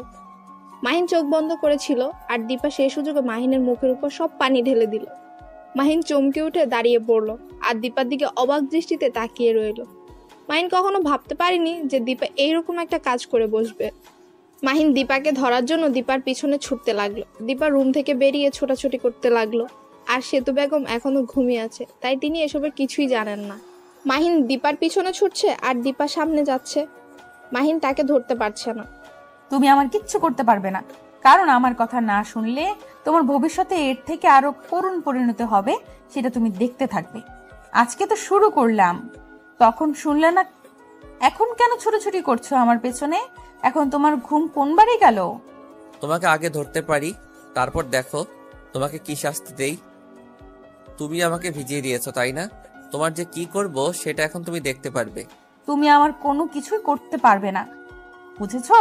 কারণ আমি জানি তুমি কোনো কিছুই করতে পারো না, কারণ অলস মানুষ কখনো কোনো কিছু করতে পারে না। অলস মানুষ সারা জীবন অলস হয়ে থাকে। তাই নাকি? আচ্ছা, তাহলে আমিও এবার আঙ্কেলের সাথে বিদেশে চলে যাব, আর আসবো না। তখন দেখবো কে আমাকে দেখার জন্য বারবার ফিরে আসতে বলে, কে আমাকে দেখার জন্য বারবার ফোন করে, কে আমাকে দেখার জন্য বারবার আমার কাজে ডিস্টার্ব করে। মাহিনের কথা শুনে দীপা থমকে দাঁড়িয়ে গেল আর এক পাও কোনো দিকে নড়াচড়া না করলো না। মাহিনের বলা কথাগুলো তার মাথায় বাজতে লাগলো। মাহিন তাকে কি বলছে? মাহিন তাকে ছেড়ে বিদেশ চলে যাবে? তার মানে তাকেও তার আম্মুর মতো একা করে থাকতে হবে? এটা কখনোই হতে পারে না। সে কখনো একা থাকতে পারবে না মাহিনকে ছেড়ে, কারণ এই 2 দিনেই সে ভালো করে বুঝতে পেরেছে যে মাহিনকে ছাড়া তার সারা জীবন একা থাকা অসম্ভব। আর তাকে ছেড়ে এক মুহূর্ত অন্য কোথাও থাকতে পারে না। তাহলে কি করে তাকে না দেখে একা থাকবে সে? দীপা একদম রোবটের মতো দাঁড়িয়ে কথাগুলো ভাবছে। মাহিন এসে ধরে ফেললো দীপাকে। মাহিন দীপাকে কোলে তুলে নিল। এদিকে দীপার কোনো খেয়ালই নেই সেদিকে। তার মাথায় শুধু একটা কথাই ঘুরপাক খাচ্ছে, মাহিন তাকে ফেলে একা ছেড়ে চলে যাবে। মাহিন দীপাকে কোলে তুলে নিয়ে গিয়ে বাথরুমে নিয়ে আসলো। এখন কি করবে শুনি? এখন কোথায় পালাবে? এখন তো তোমাকে আমি এখানে বেঁধে রাখবো। এখন বুঝতে পারবে যে আমাকে ভিজিয়ে দেওয়ার শখ এবার তোমার মিটবে। মাহিনের কথায় দীপা কোনো রেসপন্স করলো না, কারণ সে এখনো অন্য জগতে আছে। সে শুধু ভাবছে মাহিন কি সত্যিই তাকে ছেড়ে চলে যাবে? সে তাহলে তো কখনো একা থাকতে পারবে না। সে কিভাবে থাকবে? এটা হতেই পারে না, কারণ সে মাহিনকে দূরে কখনো রেখে থাকতে পারবে না। কি হলো, কথা বলছো না যে? কি ভাবতেছো? এখন ফান্দে পড়ে গেছো, তাই এখন মুখ দিয়ে কোনো কথা বের হচ্ছে না। ব্যাপার কি? এতক্ষণ তো অনেক বকবক করলে যে তোমাকে ধরতে পারবো না, আমি অলস মানুষ, আর অলস মানুষরা কখনো কিছু করতে পারে না। তুমি অলস হয়ে থাকবে, তোমাকে কোনো কাজে যেতে হবে না। তোমাকে এই অলসতাই ভালো মানায়, কারণ তুমি এইরকম কোনো কাজ কেন করতে যাবে? তুমি সেটা করতে পারবে না, তার থেকে তুমি অলস হয়ে থাকো, সেটাই ভালো হবে। এটা আবার কি ধরনের কথা? আমি কিসের জন্য বসে থাকবো? মানলাম কিছুদিনের জন্য বাসায় থাকলাম, নতুন বিয়ে করেছি তাই বাসায় থাকলাম তোমার সাথে, কিন্তু কিছুদিন পর দেখবে যে আমাকে তোমার সহ্য হবে না, তখন তো আমাকে বাইরে যেতে বলবে। সেটা কখনোই হবে না। আমি যতদিন বেঁচে আছি তুমি অলস হয়ে থাকবে আমার কাছে। তোমাকে কোথাও যেতে হবে না, তুমি আমার সাথে থাকবে, অন্য কোথাও যাবে না, বুঝছো? তুমি যে পাগল হয়ে গিয়েছো সেটা প্রমাণ দিচ্ছ আমাকে এখন। কারণ তুমি কি বলতেছো এসব তুমি ভাবতে পারতেছো? তোমার সাথে যেখানে থাকি আমাদের তো বাচ্চা হবে, তাই না? তাদেরকে খাওয়াবো কি আমরা? কেন, আমার বাপের কি কম আছে নাকি? সেগুলো কে খাবে শুনি? সেগুলো তো আমাদেরকে খেতে হবে, তাই না? আমরা বসে বসে খাবো, কোনো কাজ করতে পারবো না। দেখো, এটা কখনোই বাস্তবতার সাথে মিলবে না, তাই না? আমাদেরকে কিছু করতে হবে, তাই না? আমাদের ভবিষ্যতের জন্য, আমাদের ভবিষ্যতের বাচ্চাদের জন্য। আমি দরকার হলে বাচ্চা নেব না, তাও তোমাকে আমি কোথাও যেতে দেব না, বুঝছো? কারণ তোমাকে ছাড়া আমি থাকতে পারবো না, এটা কখনো সম্ভব না। আমি যেটা বুঝলাম, তোমাকে ছাড়া থাকা আমার পক্ষে সম্ভব না। সেটা না হয় আমিও বুঝলাম, কিন্তু দেখো তুমি কি বলতেছো। বাচ্চা নেবো না কিসের জন্য? বাচ্চা তো নিতেই হবে। আর তুমি তো কালকে বললে যে তোমার বাবু লাগবে, তাহলে এখন বলতেছো বাচ্চা নিবা না, এটা কোন ধরনের কথা? দেখো, যদি তার কারণে তোমাকে আমার কাছ থেকে দূরে চলে যেতে হয়, তাহলে তার জন্য সেই বাচ্চা আমি না নিলাম, তাতে সমস্যা কোথায়? তোমাকে তো দূরে যেতে হবে না, তাই না? দেখো, তুমি এখন স্বাভাবিক মানুষ নেই, আমি বুঝতে পারতেছি। তুমি এখন যাও, গিয়ে ঘুমিয়ে পড়ো। মাথা ঠিক হলে তারপর ঘুম থেকে উঠবে, বুঝছো? এখন আর ঘুম থেকে ওঠার কোনো প্রয়োজন নেই। থাক, একদম মজা নিবা না আমাকে নিয়ে, বুঝছো? কারণ আমি একদম ঠিক আছি, মাথা ঠিক আছে, তাই না? আর তুমি সব সময় আমায় নিয়ে মজা নেওয়া বাদ দাও, বুঝছো? কারণ আমি ইদানিং দেখতেছি তুমি যে কোনো বিষয় পাইলে সেই বিষয় নিয়ে আমার সাথে মজা করা শুরু করে দাও। আচ্ছা, তাহলে আর মজা নিব না। এখন তুমি গোসল করে বেরিয়ে আসো, আমি বাইরে গিয়ে তোমার জন্য অপেক্ষা করতেছি। একটু বাইরে যাব আজকে, আমার একটা ফ্রেন্ড আসার কথা। কি বলছো? আমাকে এখানে ভিজিয়ে দিয়ে তুমি এখন বাইরে চলে যাবে গোসল না করে? এটা কিভাবে সম্ভব? তোমাকে এখন গোসল করতে হবে আমার সাথে, আর আমাকে তুমি সুন্দর করে গোসল করায় দিবে এখন। দেখো, আমি এমন কোনো কাজ করতে পারবো না এখন যেটা তুমি করতে বলবে, কারণ তুমি যেটা করতে বলবা সেটা আমার পক্ষে কখনো সম্ভব না। তুমি ছোট বাচ্চা না যে তোমাকে গোসল করিয়ে দিতে হবে। তুমি বড় হয়েছো, এখন তুমি একজন বিবাহিত মহিলা, এখন আর মেয়ে না। তোমাকে বলতেছি আমাকে গোসল করায় দিতে, গোসল করায় দিবা, ঝামেলা শেষ। এত কথা বলো কিসের জন্য? তুমি সবসময় বেশি কথা বলো, তাই না? নিজের কথাটা একটু কন্ট্রোলে রাখুন, এত বেশি কথা বলা ভালো না। মাহিন কোনো কথা না বলে চুপচাপ দীপাকে গোসল করাই দিতে লাগলো। মাহিনের কেমন যেন লজ্জা লাগছে, তারপরও দীপার চাপে পড়ে মাহিন বাধ্য হয়ে দীপাকে গোসল করিয়ে দিচ্ছে। আর দীপা মাহিনকে বরাবরের মতো ভিজিয়ে দিচ্ছে তার গায়ে পানি দিয়ে, আর মাহিন সেটাও একটু বিরক্ত হচ্ছে না। মাহিন চুপচাপ দীপার অত্যাচারগুলো সহ্য করে দীপাকে গোসল করিয়ে দিচ্ছে, আর দীপা মজা নিচ্ছে। মাহিন যত দ্রুত সম্ভব তত দীপাকে গোসল করিয়ে দিতে লাগলো, কিন্তু দীপা ইচ্ছাকৃতভাবে গোসলটা দেরিতে করতে লাগলো। মাহিন এবার বিরক্ত ভাবে নিয়ে দীপার দিকে তাকিয়ে রইল, আর দীপা একটু হেসে মাহিনকে চোখ মেরে দিল। মাহিন আর কোনো কথা বলার সাহস পেল না। তারপর দীপাকে গোসল করিয়ে দিয়ে মাহিন বাথরুম থেকে বের হয়ে আসতে যাবে, তখনই দীপা মাহিনকে ভিজিয়ে দিল। মাহিন আর বাথরুম থেকে বের হয়ে বাইরে আসতে পারলো না ভেজা শরীরে। এটা কি ধরনের অসভ্যতামি করছো আমার সাথে তুমি? তোমাকে বলতেছি না আমার ভালো লাগতেছে না, তারপর তুমি আমার সাথে এরকম করতেছো, আমার ইচ্ছার বিরুদ্ধে সবকিছু করাই নিচ্ছ। কই, আমি তো তোমাকে কিছু করিনি। আমি তো শুধু তোমাকে ভিজিয়ে দিলাম। তুমি আমাকে ভিজিয়ে দিলে আর আমি তোমাকে ভিজিয়ে দেব না, এটা কোনো কথা? তাই আমি তোমাকে ভিজিয়ে দিলাম। সমান সমান না হলে আমার মনের ভেতর কুতকুতি থেকে যাবে, যার জন্য ভিজিয়ে দিলাম। দেখো, তুমি বলছো ভেজাতে, তাই আমি তোমাকে ভিজিয়েছি, না হলে আমি তোমাকে ভিজিয়ে দিতাম না। তুমি বলছো বিধায় আমি তোমাকে ভিজিয়ে দিয়েছি। আর এখন তুমি এটা কি ধরনের ব্যবহার করলে আমার সাথে? ফালতু মজা ভালো লাগে না। আচ্ছা হয়েছে, আমার সাথে আর এত রাগ দেখাতে হবে না। এখন তাড়াতাড়ি গোসলটা করে নাও, তারপর বাইরে গিয়ে গল্প করব। এখন আর বাথরুমে থাকতে ইচ্ছে করতেছে না, তাড়াতাড়ি গোসলটা করো। এখন তো তুমি এই কথাই বলবে, আমি সেটা ভালো করে জানি যে এখানে আর তোমার ভালো লাগবে না, কারণ আমাকে ভিজানো শেষ হয়েছে। তোমার তোমার মনের ইচ্ছা পূরণ হয়েছে, আর কি লাগে তোমার? দেখো, তুমি কিন্তু ইদানিং খুব বাড়াবাড়ি করতেছো। যেটা করতে বলছি সেটা করো, না হলে ভালো হবে না। তুমি খুব অল্প কথা বলো কিসের জন্য? যেটা করতে বলি সেটা করো কিসের জন্য? যেটা করতে বলি সেটা করো না কিসের জন্য? কোথায় তুমি? কোথায় চলে গেলে আমাকে একা করে? ফিরে আসো না প্লিজ। আমি আর থাকতে পারছি না একা একা তোমাকে ছাড়া। আমি যেন একটা জিন্দা লাশ হয়ে বেঁচে আছি এই পৃথিবীর বুকে, শুধু তোমার অপেক্ষায়। কবে ফিরে আসবে আবার তুমি আমার বুকে? আর কবে আমাকে ভালোবাসবে সেই আগের মতো করে? আমি তোমার ভালোবাসাকে খুব মিস করতেছি। তুমি তাড়াতাড়ি ফিরে আসো আমার বুকে প্লিজ। আর দূরে থেকো না তুমি। কোথায়? ফিরে আসো না প্লিজ, আমি আর সইতে পারতেছি না। তোমার যন্ত্রণায় যে আমি প্রতিনিয়ত মরে যাচ্ছি, আবার প্রতিনিয়ত বেঁচে যাচ্ছি, শুধু তোমার মুখখানি দেখার অপেক্ষায় আছি। কতদিন ধরে তোমাকে দেখি না, তুমি আর কতদিন এভাবে দূরে থাকবে? বলো না তোমার কি হয়েছিল সেদিনের পর, ফিরে আসো না। কথাগুলো বলে দীপা অঝোর ধারায় কান্না করতে লাগলো। সে আনমনে বৃষ্টির সাথে কথা বলেই যাচ্ছে। আপনারা হয়তো ভাবছেন যে হঠাৎ করে আবার দীপার কি হলো, আর মাহিন কোথায় চলে গেল, আর হঠাৎ করে তাদের এই রোমাঞ্চকর দৃশ্য এতটাই করুণ হয়ে গেল কিসের জন্য। আসলে সেদিন মাহিন বাসা থেকে বের হয়ে গিয়েছিল, আর বাসায় ফিরে আসেনি। তারপর থেকে দীপা একদম পাগলের মতো ব্যবহার শুরু করে দিয়েছে, কারণ দীপা সবেমাত্র মাহিনকে মন থেকে ভালোবাসা শুরু করে দিয়েছে, একদম নিজের ভেতর অনুভব করা শুরু করে দিয়েছিল। আর তখন যদি প্রিয় মানুষটা হারিয়ে যায়, তখন ভালোবাসার মানুষটা বুঝতে পারে যে তার কাছে তার প্রিয় মানুষটা কতটা প্রয়োজন ছিল, আর তাকে ছাড়া তার প্রতি কদম চলা এখন অসম্ভব হয়ে দাঁড়িয়েছে। দীপার ভেতরটা একদম পুরো ঝাঁঝরা হয়ে যাচ্ছে। কেন মাহিন সেদিন বেরিয়ে গেল, আর কেন ফিরে আসলো না? কেন তাকে এত কষ্ট পেতে হচ্ছে তার ভালোবাসার জন্য? তাদের ভালোবাসাটা তো এরকম ছিল না, তাদের ভালোবাসাটা তো পবিত্র ছিল। তাহলে কেন সে আমার থেকে দূরে চলে গেল? এটা ভাবতে ভাবতে দীপা আবার লুটিয়ে পড়ল ফ্লোরের উপর। আমি এখানে কিসের জন্য?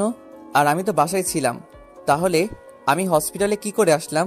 আর আমাকে এভাবে বেঁধে রাখার কারণ কি? আমি তো নির্দোষ ছিলাম, আমি তো কোনো দোষ করিনি। আমাকে এভাবে বেঁধে রেখেছেন কিসের জন্য? মাহিন কথাটা বলে চিৎকার করতে লাগলো। তখন বাইরে থেকে কয়েকজন নার্স আর একটা ডাক্তার ভেতরে চলে আসলো। এসেই সবাইকে একে অন্যকে দিকে তাকিয়ে মুচকে হাসি দিতে লাগলো। মাহিনের ব্যবহার দেখে তারা একে অপরকে বলা বলি করতে লাগলো। শেষ পর্যন্ত উনি ভালো হয়ে গিয়েছে, এখন ওনাকে বাসায় পৌঁছে দেওয়ার দায়িত্ব ডাক্তারের। কি হলো, আপনারা কথা বলতেছেন না কিসের জন্য? আমি তো আপনাদের সাথে কোনো খারাপ ব্যবহার করিনি, তাহলে আপনারা কিসের জন্য আমাকে এখানে বেঁধে রেখেছেন আর আমার ফ্যামিলি থেকে দূরে রেখেছেন?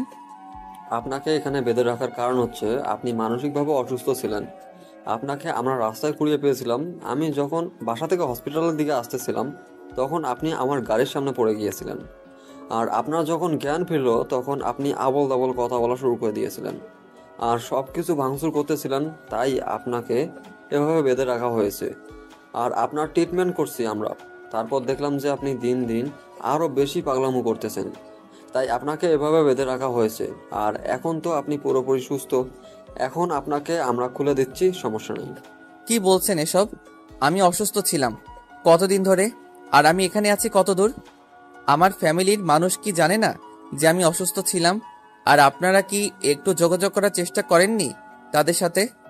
আমরা সবার সাথে যোগাযোগ করার চেষ্টা করেছিলাম এবং নিউজেও দিয়েছিলাম, কিন্তু ভাগ্য খারাপ, আমরা এখন আছি বাংলাদেশ থেকে অনেক দূরে একটা দেশে আছি, যে দেশে আসা যায় ফিরে যাওয়া যায় না। কি বললেন? এসব আজব কথা। আমি আপনার কোনো কথা শুনতে চাচ্ছি না। আপনি এখন আমার হাতের বাঁধন খুলে দেন। আমি যে কোনো প্রকারে আমি আমার বাসায় ফিরে যাব, কারণ আমার জন্য হয়তো বাসার করুণ অবস্থা হয়ে আছে। তারা যে কি করতেছে না করতেছে, বেঁচে আছে নাকি মরে গেছে সেটাও জানি না।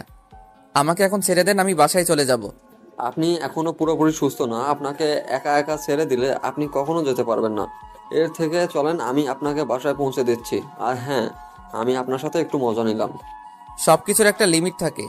আপনি লিমিট ক্রস করে আমার সাথে মজা করতেছেন। বুঝতে পারতেছেন আমার কি অবস্থা, আমার মনের কি অবস্থা? আপনি মজা করতেছেন সেটা মেনে নিলাম, এখন আমার হাতের বাঁধন খুলে দেন। তারপর ডাক্তার গিয়ে মাহিনের হাতের বাঁধন খুলে দিল। মাহিন উঠে সোজা হয়ে বাইরে চলে আসতে লাগলো। তখন ডাক্তার ধরে ফেললেন, আর মাহিন প্রচন্ড রেগে গেল। কিছু বলতে পারছে না, কারণ ডাক্তার তাকে এখানে নিয়ে এসে সাহায্য করেছে যার জন্যই মাহিন নিজের রাগটাকে একটু কন্ট্রোল করলো। এদিকে দীপার অবস্থা খুবই খারাপ, কারণ হয়তো দীপা তাকে কতটা পাগলের মতো ভালোবাসে তার প্রমাণ সে পেয়ে গিয়েছিল। দেখেন, আপনি এত উদ্বিগ্ন হবেন না, আমি আপনার সাথে যাচ্ছি তো। এত উদ্বিগ্ন হলে আপনি বাসায় পৌঁছাতে পারবেন না, কারণ আপনার শরীরের কন্ডিশন অনেক খারাপ। আপনাকে বেড রেস্টে থাকতে হবে কিছুদিন, তাই আমি আপনাকে নিয়ে যাচ্ছি। মাহিন কিছু না বলে ডাক্তারের সাথে যেতে লাগলো। ডাক্তার মাহিনকে গাড়িতে উঠতে বলল। মাহিন গাড়িতে উঠে বসলো। ডাক্তার মাহিনের দেওয়া ঠিকানা অনুযায়ী গাড়ি চালাতে লাগলো। মাহিন ডাক্তারকে রাস্তা দেখিয়ে দিচ্ছে আর নিজেকে কন্ট্রোল করতে চেষ্টা করছে। ডক্টর মাহিনের ঠিকানা অনুযায়ী এসে পৌঁছে গেল আর মাহিনকে গাড়ি থেকে নামতে বলল। গাড়ি থেকে নেমে মাহিন সোজা দ্রুত বাসার ভেতরে প্রবেশ করে নিল। বাসা একদম পুরো ফাঁকা, বাসায় কেউ নেই। মাহিন তাড়াতাড়ি নিজের রুমে গিয়ে দেখে নিজের রুমের অবস্থা খুবই খারাপ, অন্ধকার হয়ে আছে, কিন্তু ভেতর থেকে দরজা খোলা ছিল। মাহিন আস্তে গিয়ে রুমের লাইটটা জ্বালিয়ে দিল, আর তখনই দীপা চমকে উঠল। দীপা মনে মনে ভাবছে হয়তো তার আম্মু এসেছে বাহির থেকে, তাই সে আগের ন্যায় শুয়ে রইল, কারণ দীপার এই ব্যবহারগুলো তার আম্মু এখন মেনে নিয়েছে। মাহিন দীপাকে দেখে চমকে উঠল আর ধীরে ধীরে কাছে যেতে লাগলো। আর দীপা মনে করছে তার আম্মু তার কাছে আসছে, তাই সে নিস্তেজ হয়ে আগের মতোই শুয়ে আছে, কোনো রেসপন্স করছে না। এই পাগলি, তুমি এখানে? তোমার কি হয়েছে? আর তুমি এখানে কি করতেছো শুনি? তাড়াতাড়ি উঠে দেখো, আমি চলে এসেছি তোমার কাছে। দীপা সেই চিরচেনা কণ্ঠটা শুনতে পেয়ে ধরফর করে উঠে চোখ খুলে তাকিয়ে দেখে তার সামনে মাহিন বসে রয়েছে। দীপা কোনো কথা না বলে সোজা মাহিনকে জাপটে জড়িয়ে ধরল। এত শক্ত করে জড়িয়ে ধরেছে যে মাহিনের শ্বাসরুদ্ধ হচ্ছে, কিন্তু মাহিন কোনো কথা বলছে না। মাহিন দীপাকে অনেক শক্ত করে জড়িয়ে ধরল। কতদিন পর তাদের দেখা। তুমি আমাকে একা রেখে কোথায় গিয়েছিলে? জানো, তোমার জন্য আমি প্রতিটা মুহূর্ত, প্রতিটা মিনিট, প্রতিটা সেকেন্ড তোমার অপেক্ষায় ছিলাম। তুমি ফিরে আসবে এই আশাতে, না হলে আমি কবে মরে যেতাম জানো। তোমাকে ছাড়া আমার এক মুহূর্তও ভালো লাগে না। তোমাকে বলেছিলাম না তোমাকে ছাড়া আমি থাকতে পারবো না, তারপরেও কেন তুমি আমাকে ছেড়ে চলে গিয়েছো বলো? আমার কথাটা কি তোমার একবারও মনে পড়েনি? তুমি এতই পাষাণ, আমাকে ছেড়ে এতদিন কিভাবে তুমি দূরে থাকতে পারলে বলো? তোমাকে আমি বলেছিলাম না তোমাকে ছাড়া আমি থাকতে পারবো না, তারপরও তুমি কেন আমাকে ছেড়ে চলে গিয়েছিলে বলো না প্লিজ। তুমি জানো না তোমার এই পাগলিটা তোমাকে কতটা ভালোবাসে, তারপরেও কেন ছেড়ে চলে গিয়েছিলে আমাকে? নিজেকে শান্ত করো, আমিও তোমাকে কতটা ভালোবাসি তুমি নিশ্চয়ই জানো। আর আমি সেদিন আমার এক বন্ধুর সাথে দেখা করতে গিয়েছিলাম, অনেক দিন পরে, অনেক খুশিতে, কিন্তু হঠাৎ করে কখন যে মাঝ রাস্তায় চলে গিয়েছিলাম নিজেও বুঝতে পারিনি। আর আমার যখন জ্ঞান ফিরে আসে তখন আমি নিজেকে হসপিটাল আবিষ্কার করতে পারি, আর সেখান থেকে দ্রুত বাসায় চলে আসি। কি বলতেছো? তোমার অ্যাক্সিডেন্ট হয়েছিল আর তুমি এতদিন হসপিটালে ছিলে, আর সেই ডাক্তাররা কি একবারও আমাকে খোঁজ দিতে পারেনি? জানো, তোমার জন্য আমি প্রতিনিয়ত মরে গিয়েও বেঁচেছিলাম, শুধু তোমার জন্য, তোমার অপেক্ষায়, তুমি ফিরে আসবে বলে, তার জন্য। এই দেখো, আমি ফিরে এসেছি, আর একদম টেনশন করবে না, এখন সবকিছু ঠিক হয়ে যাবে। আমি তো ফিরে এসেছি, তাই না? এখন কান্না করা বন্ধ করে দাও, আর চলো আম্মুর সাথে গিয়ে দেখা করি। আব্বু আম্মু দুজনেই পুলিশ স্টেশনে গিয়েছে সকালে তোমার খোঁজ করার জন্য। কয়েকদিন আগে পুলিশ স্টেশনে জানিয়ে এসেছিল, তারা আজকে আব্বু আম্মুকে ডেকেছে, তার জন্য গিয়েছে। কি বলতেছো? আঙ্কেল চলে এসেছে বাসায়? তাহলে তো অনেক ভালোই হয়েছে, আজকে একসাথে অনেক খুশি উদযাপন করা যাবে। এখন চলো বাহিরে গিয়ে ডক্টরের সাথে একটু কথা বলবে, উনি বাহিরে দাঁড়িয়ে আছে আমাদের জন্য। তুমি আমাকে আগে বলবা না যে ডাক্তার তোমার সাথে এসেছে? তুমি আমার সাথে কথা বলতেছো? তুমি কি আমাকে বলতে দিয়েছো? এখন তাড়াতাড়ি চলো, এখান থেকে লাভ নেই, তাকে চা নাস্তা দাও। তারপর দীপা বাইরে গিয়ে ডক্টরের সাথে কথা বলল, ডাক্তারকে নাস্তা করতে বলল। ডক্টর নাস্তা করে সেখান থেকে চলে গেল। দীপা মাহিনকে এক টান দিয়ে নিজের কাছে নিয়ে এলো। মাহিন বুঝতে পারলো যে দীপা কি চায়, তাই সে চুপচাপ মুচকে হাসি দিয়ে দীপাকে কোলে তুলে নিয়ে রুমের ভেতর নিয়ে আসলো। আজকে আমি কোনো বাহানা শুনতে চাই না। আজকে তুমি আমাকে ভালোবাসায় ভরিয়ে দেবে। যদি একটুও বাহানা করেছো তাহলে তোমার খবর করে ছেড়ে দিব, বলে দিলাম। আচ্ছা তাহলে আজকে কোনো বাহানা চলবে না, আজকে শুধু ভালোবাসা চলবে, কি বলো? কোনো বাহানা চলবে না, তুমিও কোনো বাহানা করতে পারবে না, পরে বলতে পারবে না যে এখন না পরে। আচ্ছা চলো খেলা শুরু করা যাক, দেখা যাবে কে কতক্ষণ থাকতে পারে। পরে যদি তুমি ক্লান্ত হয়ে যাও তখন কিন্তু আমি ছেড়ে কথা বলবো না, বলে দিলাম। সব কিছু নিয়ে রেডি হয়ে থাকো। আমি একদম রেডি। এবার দেখবো যে তুমি কি করতে পারো আর আমি কি করতে পারি। আজকে এইটাই হবে, যে কে কতক্ষণ থাকতে পারে, এটাই আজকে হবে। কথাটা বলে দুজনেই ভালোবাসার সাগরে তলিয়ে গেল। একজন আরেকজনকে মন থেকে ভালোবাসতে শুরু করলো। তাদের ভালোবাসাটার মিলন হয়ে গেল। তারা দুজন নিজেদের ভালোবাসায় রঙিন করে তুললো। আপনারাও এখন এখানে আছেন কিসের জন্য? হ্যাঁ, আপনারা যান, আপনাদের ভালোবাসাটাকে রঙিন করে তুলুন। তার সাথে সারা জীবন কাটিয়ে দিন। তাকে কোনো প্রকার দুঃখ কষ্ট দিবেন না।